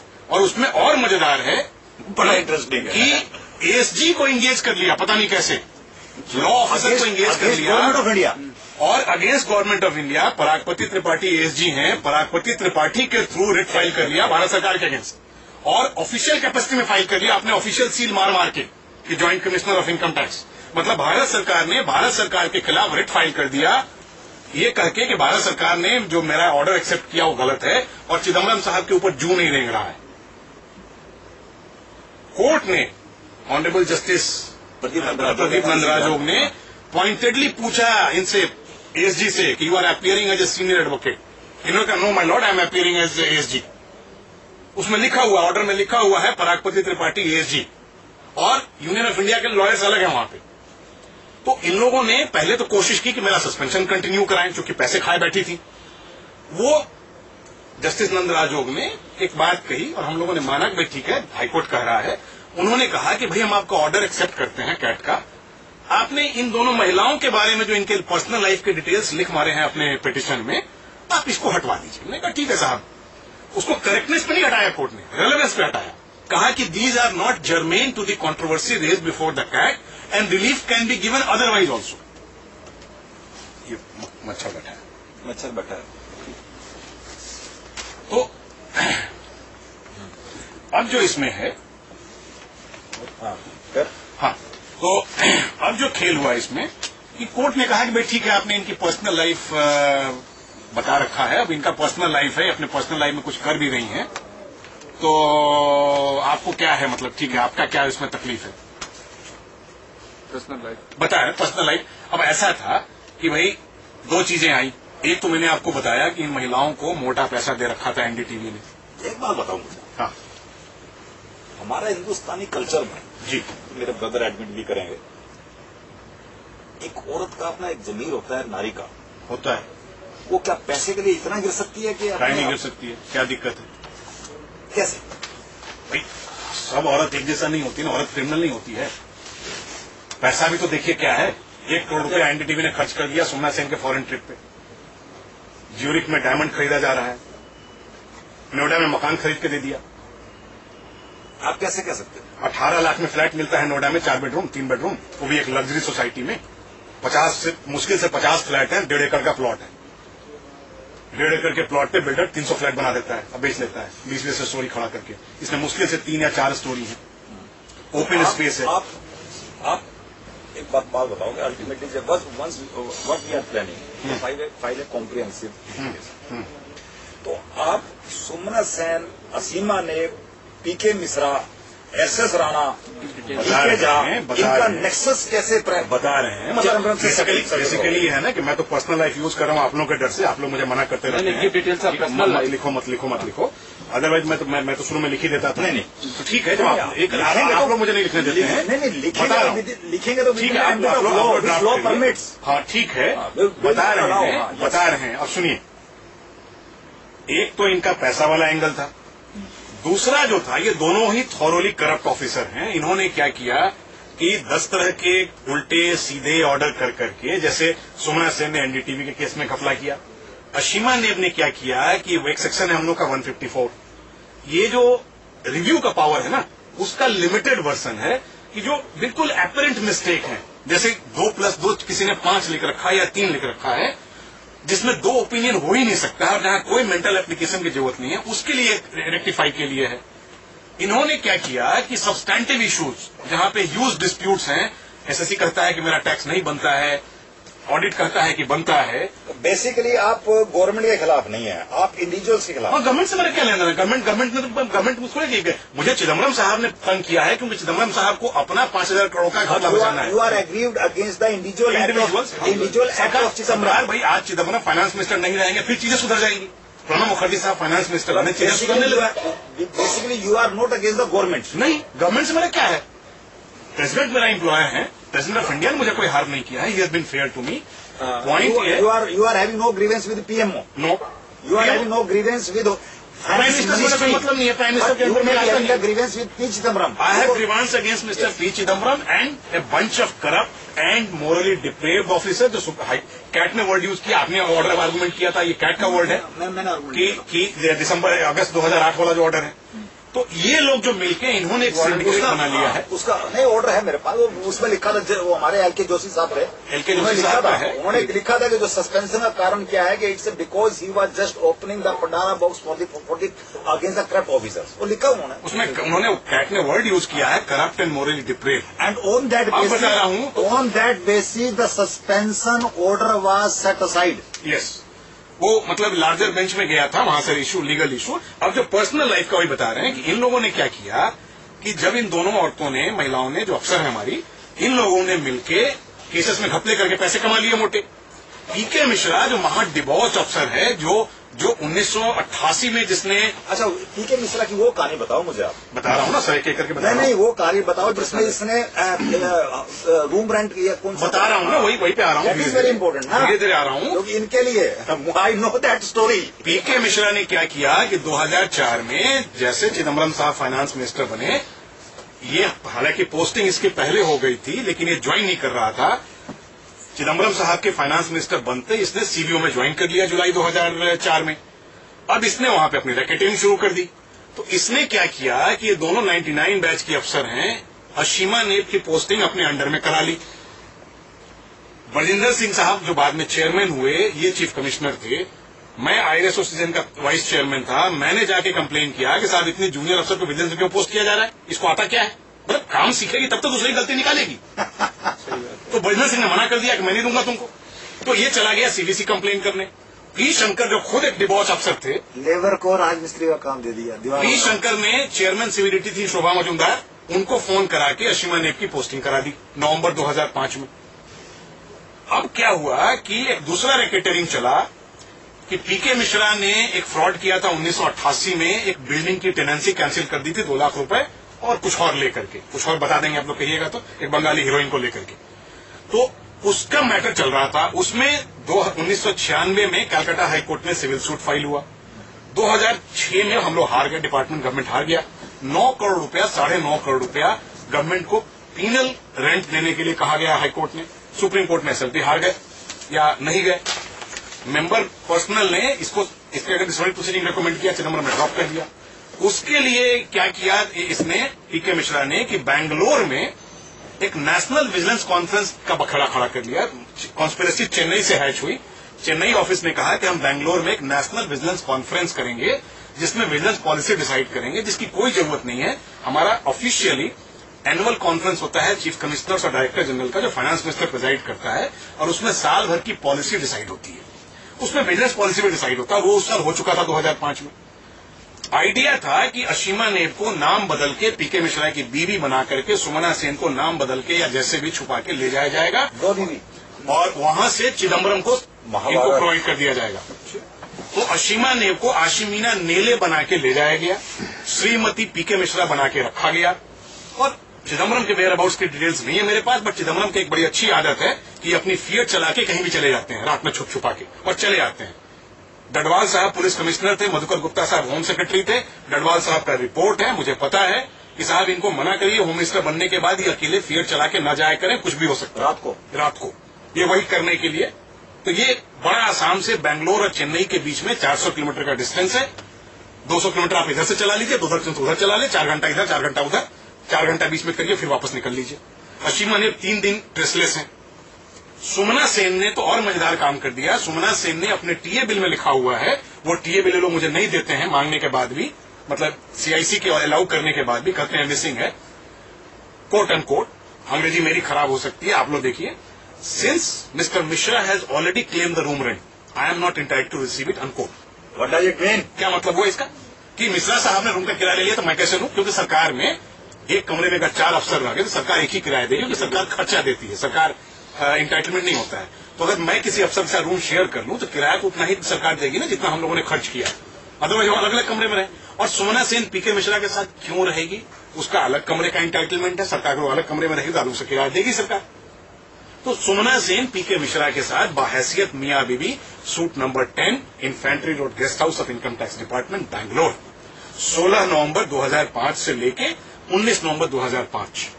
और अशीमा नेब जो श्रीमती पीके मिश्रा बन के घूमी है रही हैं, वो 19 मार्च को सुबह 6 बजे गेस्ट हाउस से गायब हो गई। 19 नवंबर को सुबह 6 बजे गेस्ट हाउस से गायब हो गई। 21 नवंबर 2005 को 4:30 बजे एयरपोर्ट पे प्रकट हुई दिल्ली की फ्लाइट पकड़ने के लिए। टीए बिल में लिख रखा है कि I was in Bangalore.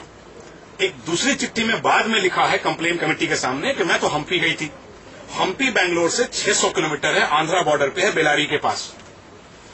Bangalore से हम्पी अगर बाई रोड जाया जाए तो 15 घंटे लगेंगे, और पूरा का पूरा कर्नाटका का जंगल पार करना पड़ता है, जो वीरप्पन वाला एरिया था। ट्रेन से जाएंगे तो भी रात भर लगेगा। किसी ट्रेन में लिस्टेड नहीं है। हम्पी के आसपास जो हॉस्पिट टाउन है, हम्पी में कुछ नहीं है। हॉस्पिट की किसी होटल में लिस्टेड नहीं है, किसी गेस्ट हाउस में लिस्टेड नहीं है। तो शरीर का जो रिक्वायरमेंट है, खाना पेशाब का जो है, तो क्या बोतल में? ये बैंगलोर के फार्म हाउस में रखी गई थी चिदम्बरम साहब के शौक के लिए और बाकी लोगों के लिए। एक तो ये अशीमा ने डॉक्यूमेंट्स हैं, ये पहले नहीं देखा होगा आप लोगों ने, मैं दिखाता हूँ डॉक्यूमेंट। ये देखिए, अच्छा, इसकी 2 कॉपियां बनवा देंगे, कंप्लीट सेट बनवा देंगे, मेरा क्लर्क बनवा देगा। ठीक है। ये देखिए श्रीमती अशीमा ने, ये देखिए डेट देखिए 19/11/2005। ये ऑफिशियली जो इन्होंने सरकार को बताया है कि 11 जुलाई 2013 को इन्होंने शादी किया है। तो उस समय किसकी बीवी थी श्रीमती? चलिए इसको छोड़िए, गेस्ट हाउस वाले ने लिख दिया। ये देखिए दिल्ली जिमखाना क्लब का मेंबरशिप का वेटिंग लिस्ट रजिस्टर है, ये गूगल से मैंने निकाला। ये देखिए गूगल के ये इंटरनेट सिग्नेचर है। इंडियन मैरिड, ये भी छोड़िए, बड़ा इंटरेस्टिंग। देखो ये देखिए income tax return, it's a statutory document. ये देखिए अशीमा नेब, ठीक है। ये मेंबरशिप का वेटिंग लिस्ट रजिस्टर है, इसमें मैरिटल स्टेटस मैरिड। ये 1 नवंबर 2011 का स्टेटस है। ये कैसे है बता देंगे हम अभी आपको। ये देखिए इनकम टैक्स रिटर्न, ये इनकम टैक्स रिटर्न है, स्टैट्यूटरी डॉक्यूमेंट है, अंडर वेरिफिकेशन फाइल होता है। ये एफिडेविट है, मतलब इसमें 340 का प्रोसिक्यूशन हो सकता है और डिपार्टमेंट करता है। श्रीमती अशीमा नेब, और ये खुद अशीमा नेब ने फाइल किया। ये 6-7 मतलब 31 मार्च 7-8 है ना, 31 मार्च 2007 फाइनेंशियल ईयर 2006-2007 में ये अपने को श्रीमती अशीमा नेब भर के फाइल कर रही है स्टैट्यूटरी डॉक्यूमेंट। तो किसकी बीवी है ये? जिमखाना क्लब में प्रकाश चंद्रा, मिलाप जैन, ए के हांडा, पीके मिश्रा। हस्बैंड का नाम क्या है? बताएं, ये बताएं ना, मैं कहूंगा तो लोग कहेंगे कि मैं गालियां देता हूं। इनके हस्बैंड का नाम क्या है? ये झूठ क्यों बताती है मैरिटल स्टेटस अपना? अगर नहीं शादी हुई तो बता देनी शादी हुई। बहुत लड़कियों की शादी नहीं हो जाती है। ये इसलिए अपने को श्रीमती बोलती हैं कि जो जिमखाना क्लब में रात में कॉटेजेस में जाती रही हैं, कभी प्रकाश चंद्रा के साथ, कभी पीके मिश्रा के साथ, कभी एके हांडा के साथ, तो वहां क्या बोलेंगे? वेटर हंसेगा ना। तो वहां की मैं तो शादीशुदा हूं, फलाने की बीवी हूं, इनकी बीवी हूं, उनकी बीवी हूं। यही काम बैंगलोर में हुआ। तो इन लोगों ने क्या किया, विजिलेंस इंक्वायरी से बचने के लिए पीके मिश्रा जो पुराने इस तरह के नोटोरियस हैं, जो पूरा डिपार्टमेंट जानता है, किसी को बताने की जरूरत नहीं है, किसी से पूछिएगा तो बता देगा कि पीके मिश्रा की क्या करतूत है। पीके मिश्रा का अपना बच्चा पीके मिश्रा के साथ सेफ नहीं है, छोड़ दिया जाए तो उसको भी ना छोड़े ये आदमी। ये पीके मिश्रा के साथ इन लोगों ने नाजायज रिलेशंस बनाए और उनके साथ नाजायज रिलेशन रखना शुरू किया कि इनकी विजिलेंस इंक्वायरी ना हो।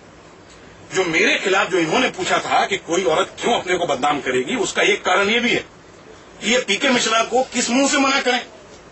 मना करेंगे तो इनकी सीडी बना के घुमा देता कि देखो मेरे साथ नंगी हो सकती हो, तो इसमें क्या दिक्कत है? इतना ही तो कह रहे हैं कि सीबीसी जाके कह दो कि तुम्हारा रेप करता है, तुमको मॉलेस्ट करता है, तुमको असॉल्ट करता है। इस मजबूरी में इन लोगों ने किया। मैंने इनको 20 जुलाई 2006 को डीओ लेटर लिखा कि भाई मुझे इस तरह से बदनाम मत करिए आप लोग, अगर कोई शिकायत है तो प्रॉपर कंप्लेन करिए, इंक्वायरी होने दीजिए। चुप रही। मेरे कंप्लेन पे सीबीडीटी ने, central board of direct taxes ने, मेंबर पर्सनल के ऑर्डर से 4 दिसंबर 2006 को इनको शोकॉज इशू किया हुआ है कि para wise detailed comment on the complain of SK Srivastava. जवाब नहीं दिया इन्होंने।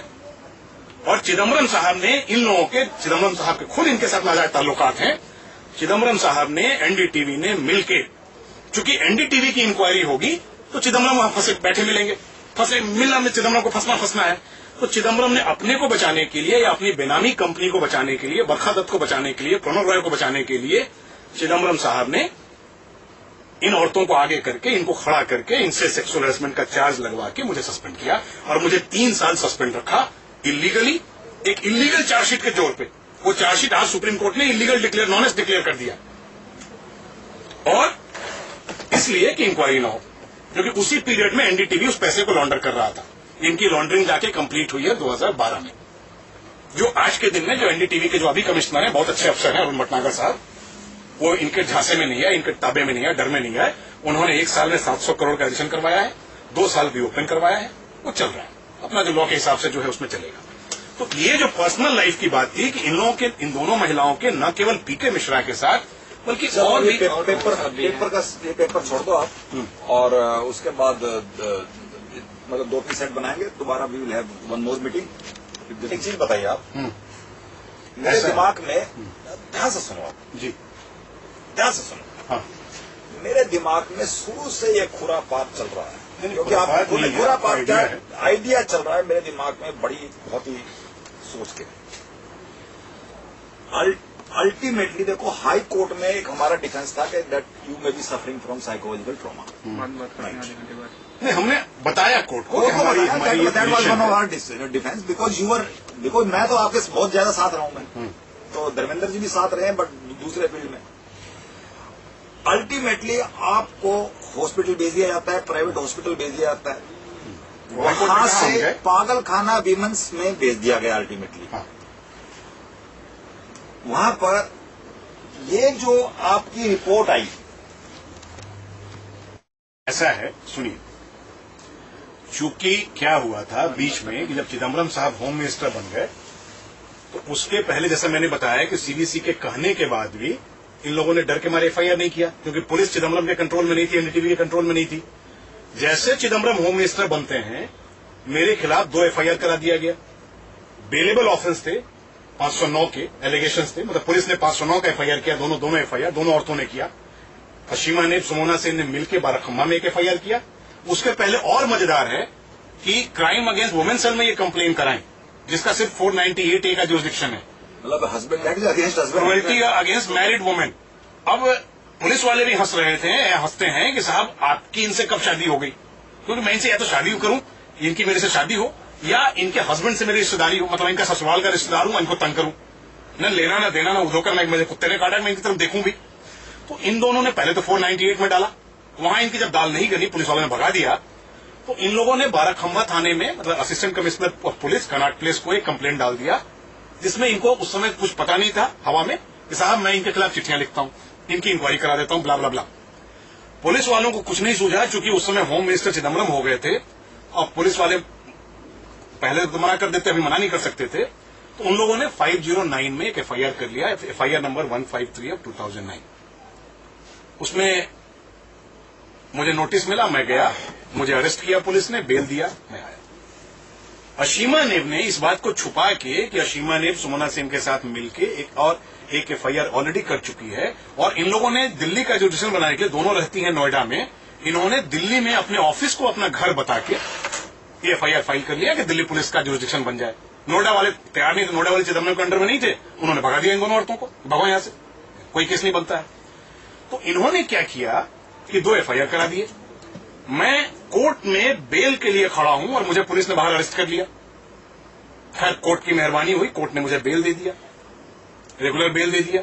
दूसरे केस में भी मुझे पुलिस स्टेशन में एसएचओ ने बेल दे दिया, ही वॉज फेयर। ये करके पुलिस ने कोई पर्सनल बदतमीजी नहीं की मेरे साथ, बल्कि कर्टियस थे। मैं जब गया आरकेपुरम थाना में, आईओ ने मुझे बड़ी इज्जत से बैठाया, एसएचओ ने भी आके बात की और कहा कि साहब अब ये कानूनी प्रोसीजर है, आप सीनियर गवर्नमेंट अफसर है, हमें अपना काम करने में। बिल्कुल ठीक है भाई, एक एफआईआर हो गया है तो पुलिस को अपना काम करना पड़ेगा। उन्होंने किया और कोई बदसलूकी नहीं हुई मेरे साथ, लेकिन चूंकि मुझे कोर्ट का प्रोटेक्शन मिल गया था इसलिए, अदरवाइज इन लोगों का प्लानिंग था, इन दोनों औरतों का और चिदम्बरम का और ये एनडीटीवी का, कि मुझे थाने में बुलवा के मेरे ऊपर ये कह देंगे कि मैंने असला छीनने की कोशिश की, आईओ को थप्पड़ मार दिया और फिर नॉन बेलेबल सेक्शन लगा के मुझे जेल में रखेंगे, बेल नहीं होने देंगे। खैर कोर्ट की मेहरबानी थी, मैं बच गया। उस बैकग्राउंड में चूंकि एनडीटीवी में होम मिनिस्टर हो गए थे ये, तो उस पीरियड में मेरे खिलाफ क्रिमिनल केसेस करा दिए, मैंने भुगता, उसको झेला, सब कुछ किया, चल रहा है वो।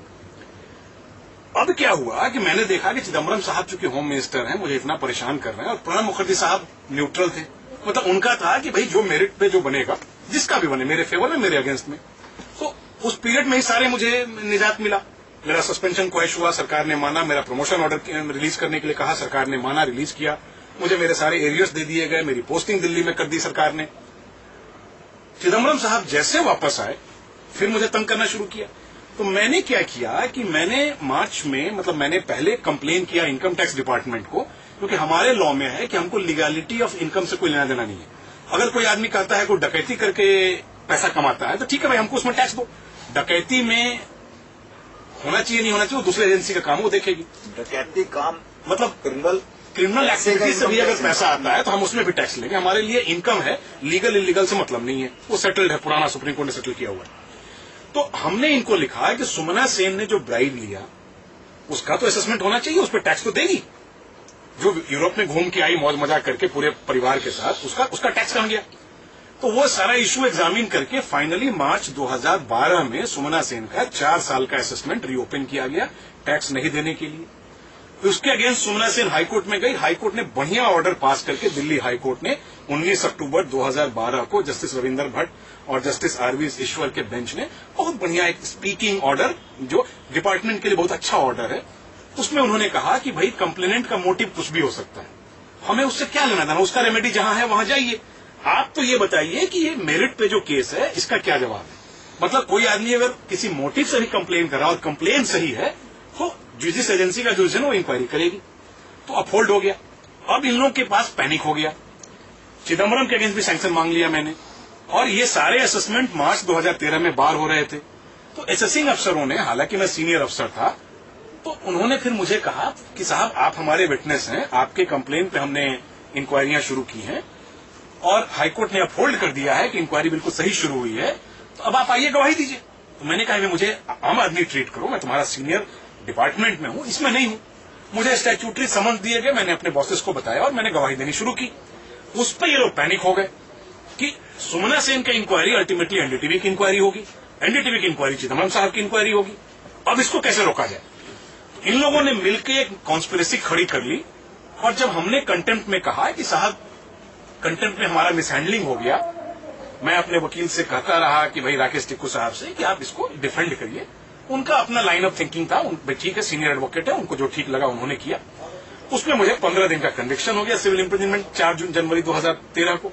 मैंने उसकी अपील फाइल की डिवीजन बेंच के सामने एज पर लॉ। उसमें कामनी जायसवाल जो मेरी एडवोकेट थी, उन्होंने कहा कि साहब हमारे क्लाइंट की हालत भी तो देखिए, कितना ट्रॉमा है उसके, मतलब कितना परेशान है वो आदमी ये करके। उनका इंटेंशन ये था कि भाई किसी को इतना परेशान करिएगा तो कहीं ना कहीं तो आदमी गुस्सा में कुछ करेगा। खैर, हाईकोर्ट ने कहा कि ठीक है, अगर आप इतने परेशान हैं तो आपका हम टेस्ट कराते हैं, आप बीमन्स जाइए। बीमन्स गए हम लोग, वहां इन लोगों ने मिलके, इन दोनों महिलाओं ने, एनडीटीवी ने, चिदम्बरम ने, इन लोगों ने मिलके, और हमें पक्का यकीन है, प्लस नीरज किशन कौल एक सीनियर एडवोकेट है, उन्होंने ही मिलकर, नीरज किशन कौल भी उसमें इन्वॉल्व है, जो दिल्ली हाईकोर्ट के सीनियर एडवोकेट हैं, और जो इन दोनों महिलाओं के एडवोकेट हैं, उन्होंने मेरा ब्रीफ लेने से मना कर दिया था इसी कंटेंट में। इनफैक्ट फाइल ले ली थी, पढ़ लिया। पढ़ने के बाद जब हम लोग शाम को गए ब्रीफिंग के लिए, तब कहा कि भाई सॉरी, मैं इन दोनों महिलाओं का एडवोकेट पहले हो चुका हूं, जो ठीक है, रीजनेबल बात है, जब दूसरी साइड के एडवोकेट हो चुके हैं और आदमी नाम से नहीं कलेक्ट कर पाता है कि उस केस में ऑलरेडी इंगेज है। तो खैर उन्होंने मना किया, हमने कोई बात नहीं, हमने फिर दूसरे एडवोकेट के पास गए, अरविंद निगम के पास गए, फिर राकेश टिक्कू साहब के पास गए, इस तरह से चला। तो उसमें इन लोगों ने क्या किया कि वहां के डॉक्टरों को, खास करके एक डॉक्टर आरपी अरोड़ा था गायनेकोलॉजिस्ट करके, उसको बीमन्स में होने का भी मतलब नहीं था, और प्रेमलता चावला को एक रिंटा थियांग साइकोलॉजिस्ट, नताशा रिंटा थियांग, इनको पैसे पूसे खिला के इन लोगों ने ये लिखवा लिया कि मैं पागल हूं। और उसके बेसिस पे इन लोगों ने 1 मार्च को, इसमें सिविलिटी भी शामिल है, कंटेम्प्ट में भारत सरकार का क्या लेना देना, मेरे और कोर्ट के बीच में ज्यादा कंप्लेनेंट वहां प्रेजेंट रह सकता है कोर्ट को बताने के लिए साहब कैसे हुआ है कंटेम्प्ट, भारत सरकार उसमें between the court and the contemnor, उसमें सीबीडीटी ने अपने लॉयर को खड़ा करके और मेरी वहां शिकायत कर करके एक ऑर्डर निकलवा लिया कि चूंकि मैं मेंटली अनसाउंड हूं, तो मुझे कोई काम न दिया जाए और मेरा लिखा हुआ कुछ भी कॉग्निजेंस न लिया जाए, मतलब डकैती हो जाए, मर्डर हो जाए। चूंकि मैं कहूंगा कि मर्डर हुआ है तो कुछ नहीं करेगी पुलिस, मेरे घर में आग लग जाए, मेरे घर में कोई घुस के मुझे लूट ले, जान मार दे मेरा, लेकिन मैं पुलिस को नहीं कह सकता कि साहब मेरे घर में आग लग गया। खैर हमने उसको भी किया। अच्छा, हाईकोर्ट ने ये भी इन लोगों ने ऑर्डर कराया हाईकोर्ट से कि साहब इनकी मेडिकल रिपोर्ट भी इनको न दीजिए। अब एक तरफ तो मुझे आप पागल कह रहे हैं, दूसरी तरफ मुझे मेरी मेडिकल रिपोर्ट नहीं देखने देंगे, मेरे बीवी को नहीं देखने देंगे, मेरे वकील को नहीं देखने देंगे, मैं अपना इलाज कैसे कराऊं। और बीमन्स जो मुझे पागल कह रहा है, इलाज कुछ नहीं बता रहा है, मुझे ये कह के कि आप बिल्कुल ठीक है, घर जाइए, मुझे घर भेज दिया, और कोर्ट में कह देता है कि मैं पागल हूं। और प्रेमलता चावला और डॉक्टर आरपी अरोड़ा ये लोग कोर्ट में मौजूद थे 18 मार्च को, और इन लोगों ने कोर्ट को कहा कि मैं पागल हूं। खैर मेडिकल रिपोर्ट, हम लोग सुप्रीम कोर्ट गए, सुप्रीम कोर्ट की मेहरबानी हुई, उन्होंने डायरेक्शन दिया कि मेडिकल रिपोर्ट दी जाए। तो 16 मार्च को हमें मेडिकल रिपोर्ट दी गई हाईकोर्ट से, रजिस्ट्रार जनरल ने इनको बुला करके दिया, मुझे फोन किया, मैंने इनको कहा जाके लेके आए। उसके बाद हमने एप्लीकेशंस लगाए कि साहब ये रिपोर्ट गलत है, हम इसको रिवर्ट करेंगे। कोर्ट ने हमको अपॉर्चुनिटी भी दी, खैर कोई बात नहीं। अब मेडिकल रिपोर्ट तो कंक्लूजन था, हमने बीमन्स से पूछा कि भैया आपने किस बेसिस पे हमें ये कह दिया। अब medical council of India act 1956 जो है, उसमें प्रोविजन है कि अगर कोई पेशेंट अपना रिकॉर्ड मांगे तो आपको 72 घंटे के अंदर रिकॉर्ड देना है। इनका फ्रॉड यहीं पे क्लियर हो गया कि जैसे हमने इनसे रिकॉर्ड मांगा, इन्होंने देने से मना कर दिया कि नहीं देंगे आपको रिकॉर्ड। चलिए, मुझे नहीं दे रहे, मेरी वाइफ ने मांगा उसको नहीं दे रहे, मेरे लॉयर ने मांगा उसको नहीं दे रहे। अब वो जद्दोजहद चली, हम finally medical council of India में गए, हमने वहां कंप्लेन किया, हमने रिहेबिलिटेशन काउंसिल ऑफ इंडिया में कंप्लेन किया। रिहेबिलिटेशन काउंसिल इंडिया के जो चेयरमैन है, डेकोरेटेड सोल्जर हैं, 1971 के गोरखा रेजिमेंट के वेटरन हैं, जनरल यान कार्डोजो, उन्होंने एक किताब भी लिखी है परम वीर चक्र अवार्डीज में, बड़े अच्छे, मतलब it is really fine gentleman, a very fine soldier. He intervene, उन्होंने डायरेक्शन दिया रिंटा थियांग को कि दो, नहीं तो तुम्हारे खिलाफ एक्शन होगा। लाइकवाइज मेडिकल काउंसिल ने प्रॉपर इंक्वायरी जब शुरू कराई और इन लोगों को समन किया, बीमन्स के चेयरमैन डॉक्टर सबरवाल, जो अदरवाइज बहुत अच्छे आदमी हैं और जिनको खास कुछ पता नहीं था, इन लोगों ने उनके पीठ पीछे शायद सब खुराफात किया था, प्रेमलता चावला, आरपी अरोड़ा और ये नताशा रिंटा थियांग। तो इन लोगों ने वहां बिल्कुल पलटी मार दिया, कहते नहीं साहब ये तो बिल्कुल ठीक है, कहां पागल हमने, कब किसने कहा पागल। तो हमने वहां का ये कहते नहीं, वो हाईकोर्ट को समझ में नहीं आया हमारा order, misunderstood and miss interpreted, और चूंकि कंफ्यूजन हो रहा था अपना रिपोर्ट रिकॉल कर ले रहे। हमने कहा साहब ये तो अजीब बात हुई, यहां आप कह रहे हैं कि बिल्कुल ठीक है, हाईकोर्ट में कहते हैं आप पागल है। तो मेडिकल काउंसिल ऑफ इंडिया ने इनको डायरेक्शन दिया है कि आप खुद एफिडेविट फाइल करके आइए कि ये पागल नहीं है, ये बिल्कुल ठीक है, और आपने इनको कभी पागल नहीं कहा। वो एफिडेविट इन लोगों ने 16 मई को फाइल किया। हमने उसके बाद ऑर्डर के रिकॉल के लिए लगाया, वो हियरिंग चलती रही, बेंच थोड़ा चेंज होता रहा कॉन्स्टिट्यूशन। फाइनली 8 अक्टूबर को राम जेठमलानी साहब ने इस केस में बहस करके हाईकोर्ट के सामने और जजमेंट रिजर्व है। अब जो बताता हूं इसका फायदा किसको हुआ। पहला फायदा हुआ सुमना सेन को। सुमना सेन की न केवल इनकम टैक्स इंक्वायरी बंद कर दी गई, बल्कि उसकी विजिलेंस इंक्वायरी जो प्रिवेंशन ऑफ करप्शन एक्ट में थी उसको भी बंद कर दिया। एक एसएम निगम महाचोर, करप्ट, डिबॉच आदमी है, डीजी विजिलेंस सीडीओ, इसने ये कह के कि कोई विजिलेंस एंगल नहीं है, एसएससी के खर्चे पे चूना लगा के सरकार को विदेश घूम के आएगी ये, और इसमें कोई गलत बात नहीं है। विजिलेंस इंक्वायरी बंद कर दी। राणा ने इनकम टैक्स अफसर को डरा धमका करके इनकम टैक्स इंक्वायरी बंद करा दी। सुमना सेन 30 मार्च को आईटीओ को 30 मार्च को हमारे अफसरों को सांस लेने की फुर्सत नहीं होती है। 31 मार्च को 12 बजे के पहले कोई घर नहीं जाता जनरली, क्योंकि सारे काम खत्म करने होते हैं, लिमिटेशन होता है। 30 मार्च को सुमना सेन के घर भेजा गया है इनकम टैक्स ऑफिसर को, सुमना सेन के असेसिंग अफसर को, कि जाकर के सुमना सेन से पूछ के आओ कि वो क्या ऑर्डर चाहती है। और वो गरीब ऑफिसर हमारी नोएडा गई है स्टेटमेंट लेके, और वहां अशीमा नेब ने ऑर्डर बना के दिया है कि ये ऑर्डर साइन करो, नहीं तो तुमको सस्पेंड करा देंगे, चार्जशीट करा देंगे। और उसने डर के मारे 31 मार्च को किया। उसके पहले 28 मार्च को अभिसार शर्मा जो सुमना सेन का हस्बैंड है, उस ऑर्डर को क्लोज करके उस ऑर्डर की कॉपी दे दी गई, और ये कहा गया कि सुमना सेन पे कोई ब्राइब नहीं दिया गया, अभिसार शर्मा को एनडीटीवी ने छुपा के पैसे दिए। लेकिन सुमना सेन के असेसिंग अफसर को कॉपी दे दी गई, एनडीटीवी के असेसिंग अफसर को कॉपी नहीं दिया गया, जबकि इसका एडिशन एनडीटीवी में भी होना था। और 8 मार्च को एनडीटीवी के असेसिंग अफसर ने लिख करके ये फाइंडिंग दिया हुआ है कि सुमना सेन को जो ब्राइब दिया है एनडीटीवी ने, वो परमिसिबल एक्सपेंडिचर नहीं है, उस पर टैक्स लगेगा, वो डिसअलाउ होगा। इसको इग्नोर किया गया। तो अभिसार शर्मा बेनिफिशियरी हो गया, सुमना सेन बेनिफिशियरी हो गई, ऑटोमेटिकली एनडीटीवी बेनिफिशियरी हो गया, क्योंकि चिदम्बरम भी बेनिफिशियरी हो गया। एक एक करके बता रहे हैं क्या हुआ। चिदम्बरम भी बेनिफिशियरी क्या हुआ एक एक करके, जब 2010 में ये दोनों महिलाएं मेरा सस्पेंशन नहीं कंटिन्यू करा पाई, तो इनको अगला ब्रीफ दिया गया कि तुम एक रिट फाइल करो और इसका प्रमोशन कम से कम रुकवाओ, क्योंकि 17 मई 2010 को इन्होंने कोर्ट से जो किया था, उसमें कोर्ट ने ऑर्डर किया था कि मेरा प्रमोशन इमीडिएटली रिलीज किया जाए विथ ऑल कंसिक्वेंशियल बेनिफिट्स। वो भी मामला चल रहा था। 3 नवंबर 2010 को एसीसी ने, मतलब प्राइम मिनिस्टर और ये चिदम्बरम साहब भी हैं, उसमें फाइनेंस मिनिस्टर ने मिलकर मेरा प्रमोशन रिलीज कर दिया। चिदम्बरम ने वहां भी खोचा लगाया। एसीसी का काम सिर्फ ये देखना है कि प्रमोशन देना है कि नहीं देना है। चिदम्बरम ने जबरदस्ती फाइल पे लिखा कि मेरे खिलाफ और भी इंक्वायरी की जाए, ये एसएससी का मैंडेट ही नहीं लिखा, फाइल पे लिख दिया, जिसकी वजह से जो प्रमोशन ऑर्डर आया एसीसी सेक्रेटेरिएट से, उसमें लिख के आया कि इनकी और जगह जो इंक्वायरी है उसकी इंक्वायरी की जाए, क्योंकि होम मिनिस्टर साहब ने कहा है। चिदम्बरम साहब को इतनी मुझसे खुंदक हो रही थी कि चूंकि फाइनेंस मिनिस्टर थे, मेरा प्रमोशन रोक नहीं पाए, तो इंक्वायरियां शुरू करा दिया होम मिनिस्टर। खैर, वो भी मैंने झेला। उसके बाद इन लोगों ने हाईकोर्ट को झूठ बोल के, मिसलीड करके, फ्रॉड करके मेरा प्रमोशन रुकवा दिया। हमने उसको भी झेला। 28 अप्रैल 2011 जस्टिस अनिल कुमार साहब के बेंच ने बढ़िया ऑर्डर किया, स्ट्रिक्चर पास किया, इनको गालियां दी एक तरह से जुडिशियल लैंग्वेज में, और कहा कि प्रमोशन रिलीज करो नहीं तो कंटेम्प्ट होगा सेक्रेटरी का। इन्होंने सारे पापड़ बेले, एजी तक गए। जब एजी ने भगा दिया, एसजी ने भगा दिया, एसजी ने भगा दिया, तो झक मार के 11 तारीख को, चूंकि 12 तारीख को रेवेन्यू सेक्रेटरी सुनील मित्रों को कोर्ट ने समन कर रखा था, और जस्टिस बाली और एलके जोशी साहब का बेंच था, इन्होंने बड़ा स्ट्रांग व्यू लिया कि क्या बदतमीजी है। तो रात में 11 मई के रात में 11 साढ़े 11 बजे मुझे प्रमोट करके ऑर्डर को वेबसाइट पर डाला गया, और मुझे चेयरमैन सिविलिटी ने अगले दिन सुबह कहा कि भाई सरकार की तरफ से जाकर के ये मामला क्लोज करा दो। ऑर्डर में जस्टिस बाली ने लिखा है कि अगर मैं माफी नहीं दूंगा तो ये मामला क्लोज नहीं होता, but for the relief given by the petitioner.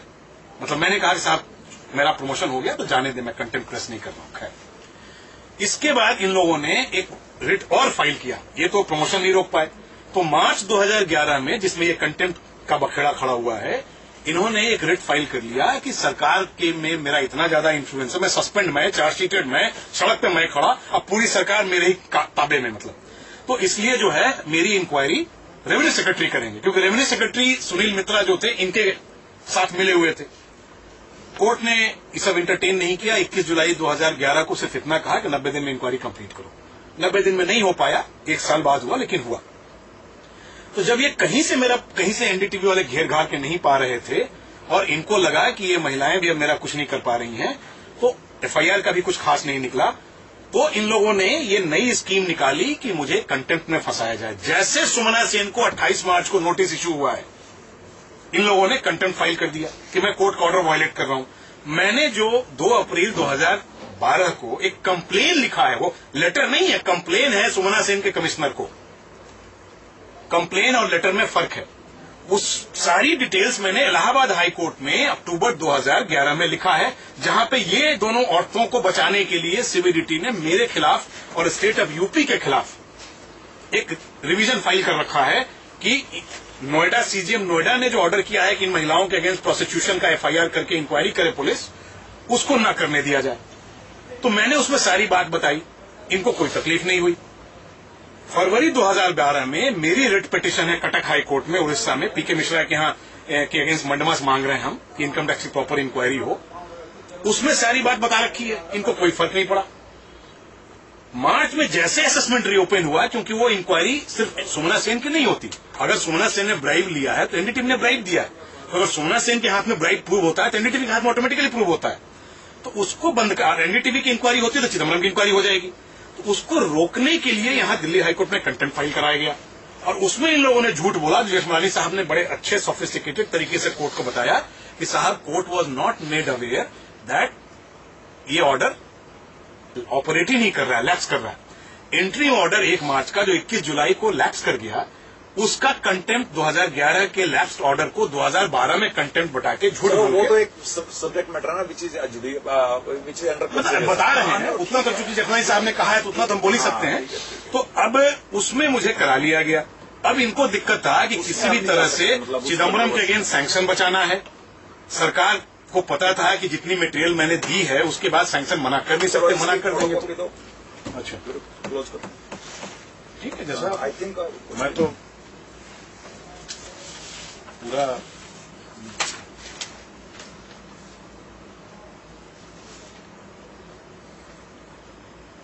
तो इसको देख लेते हैं, ठीक है। आपके एचपी सिंह साहब नहीं आए, वो कह रहे थे कि मीटिंग वो डॉक्टर के यहाँ गए थे, लगता है वहां फंस गए। उनका तो फोन आया था, कह रहे थे कि हम कल बैठ लेंगे अलग से।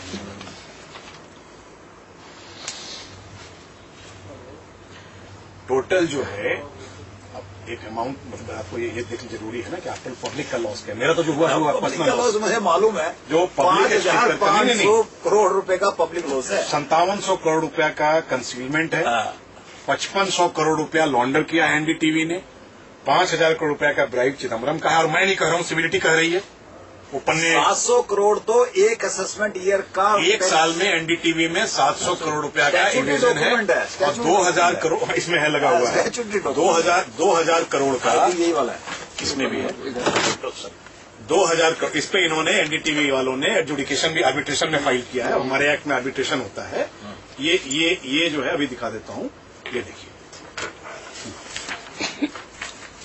ये देख लीजिए, मतलब लॉसेस हैं तो नेट 641 आया, लेकिन है एक्चुअली 700 करोड़। तो ये 641 करोड़ 8,11,990 रुपया, ये कंसीलमेंट है एनडीटीवी का।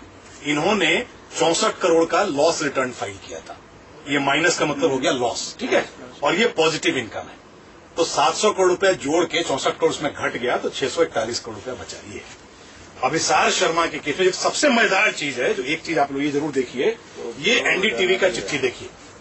एनडीटीवी कहता है, जब फाइनली पूछा गया एनडीटीवी से कि भाई सुमना सेन को आपने विदेश कैसे घुमा दिया, इन लोगों ने, जो मैं बता रहा था कि हाईकोर्ट में इन दोनों महिलाओं ने फॉल्स एफिडेविट दिया है कि साहब अभिसार शर्मा का सैलरी पैकेज था बाल बच्चों के समाज, बीवी बच्चों के समाज विदेश घूम के आना साल में, हर साल। एनडीटीवी कहता है पैरा 5 और 6 में, in response to your question regarding amount of expenditure incurred to the annual vacation abroad, we would like to submit that the company has not provided annual vacation abroad to any of its employees. Travel to abroad was an entitlement which was given to Avishar Sharma and other employees for official purpose. Official purpose है, तो सुमना सेन कैसे चली गई? उनका जाने कोई मतलब नहीं, असेसिंग अफसर है, भारत सरकार का अफसर जो उसका इंक्वायरी करेगा, मतलब दरोगा जो है, जो इन्वेस्टिगेटर है, वो एक्यूज के खर्चे पे विदेश घूम के आ रहा है। Offence under PCI, there is offence under CCS conduct rules, it's a violation of conduct rules. मतलब एनडीटीवी की असेसिंग अफसर एनडीटीवी का काम कर रही है। चलो ये पेपर सारे कंप्लीट करो। और ये अभिसार शर्मा का असेसमेंट है, ये देख लीजिए, इसमें पूरी फाइंडिंग आ रही है, ये इसने टैक्स इवेट किया है सारा। तो टोटल जो है 5500 करोड़ रुपया लॉन्डर किया एनडीटीवी ने, एक बार 2000 करोड़, एक बार 3500 करोड़, और 5700 करोड़ रुपया conceal amount. Total figure 5500 crore कैसे बनी? 5500 जो 300 मिलियन पाउंड है ना, तो एक्सचेंज रेट के हिसाब से वो बनता है करीब 2000 करोड़ रुपया। 10-20 करोड़ आगे पीछे छोड़ देते हैं। 2006 में 2006 ठीक है। और 2011 में जब इन्होंने no known creditor and solvency certificate file किया, तो दो चीजें होती हैं कि या तो इन्होंने 3500 करोड़ रुपए मतलब जो 300 मिलियन पाउंड है उस पर इंटरेस्ट और एक्सचेंज रेट 2006 में 65 से 70 रुपया था पाउंड स्टर्लिंग का रेट, जो 2011 में 85 रुपया 86 रुपया हो गया था। तो 20-25 रुपए ऐसे बढ़ गए। तो ये जो पैसा है ये करीब 3500 करोड़ रुपया होगा। तो इनको अगर 2011 में वापस करना है तो 3500 करोड़ रुपया वापस करना पड़ेगा। बाकी 2000 तो 2000 वहां के और 3500 करोड़ रुपए यहाँ के। अब हमारे लॉ में क्या है कि अगर किसी की देनदारी है और अगला लेने से मना कर दे तो सरकार का हिसाब बड़ा क्लियर है कि भाई तुमको तो लॉटरी निकल गया ना, किसी को मुझसे 10,000 रुपए लेने हैं और उसने कहा कि चलो जाओ छोड़ दिया, तो सरकार कहती है कि 30% हमें भी चाहिए। तो इनकम टैक्स एक्ट में प्रोविजन है कि liability return of has to be shared with the government, मतलब उस पर टैक्स दो, वो इनकम हो जाता है। तो 3500 करोड़ रुपया जो इन्होंने लॉन्डर कर लिया गया, तो पेमेंट किया 50 लाख रुपया इनके बैलेंस शीट में है। तो अगर पूरी की पूरी कंपनी एट पार भी बिक जाएगी तो 50 लाख ही तो मिलेंगे। तो 3500 करोड़ रुपया कहां से पेमेंट कर दिया? इसका मतलब अनअकाउंटेड इनकम है। तो वो लॉन्ड्रिंग वहां से 3500 दो मिलकर 5,500 करोड़ रुपए बने। चिदम्बरम साहब का तो फाइल पे लिख रखा है सीबीडीटी ने कि 5,000 करोड़ रुपए इन्होंने लिया है, जो पन्ने पाड़ दिए गए, जो पन्ने चिदम्बरम साहब ने फड़वा दिए अपना ये करने के लिए या गायब कर दिया। मुझे नहीं दे रहे, मतलब इसलिए मैं गायब कर रहा हूं। 5700 करोड़ चूंकि 200 करोड़ रुपया स्टार टीवी वाले में घपला है, उस पर टैक्स बनता है 3500 करोड़ रुपया, क्योंकि हमारा टैक्स का हिसाब बड़ा क्लियर है। सरकार 15% इंटरेस्ट लेती है, जितना डिफॉल्ट डिले होता जाता है पेमेंट का, और स्टैट्यूटरी इंटरेस्ट है, हमको डिस्क्रिप्शन नहीं है किसी को छोड़ने का। सेक्शन 234C में, ए में, बी में वो कंपल्सरी इंटरेस्ट हमको लगाना ही है। मतलब वो मैथमेटिकल सिस्टम कैलकुलेट करके दे देगा कितना बना, जैसे टैक्स इतना बना उसका इंटरेस्ट कैलकुलेट हो जाता है। तो टैक्स और इंटरेस्ट बन के बनता है 3500 करोड़ रुपया। तो आपने चिदम्बरम ने एक तो 5,000 करोड़ रुपया का ब्राइब लिया, नंबर 1। एनडीटीवी ने उसको लॉन्डर किया, नंबर 2। नंबर 3 उस पर टैक्स इवेट किया। नंबर 4 सरकार को चूना लगाया, पब्लिक एक्सचेकर को चूना लगाया। और चूंकि मैंने इंक्वायरी कर ली, दूसरे अफसरों ने इंक्वायरी कर ली, तो उन सारे अफसरों को घेर घेर के मारने की कोशिश की गई। किसी का ट्रांसफर करा दिया, किसी को पागल करवा दिया, किसी को कुछ कर दिया कि एनडीटीवी की इंक्वायरी ना हो।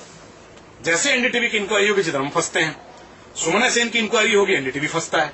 तो इन इफेक्ट न तो सुमना सेन की इंक्वायरी होने दे रहे हैं चिदम्बरम साहब, न अशीमा नेब की इंक्वायरी। अशीमा नेब 2009 में मॉरिशस में रहा, वहां के 5 स्टार रिसोर्ट में रहा, 1100 यूरो का कमरा लेके रही, 10 दिन रही। 1100 यूरो का मतलब हो गया 1 लाख रुपया, 88 रुपया एक्सचेंज रेट था।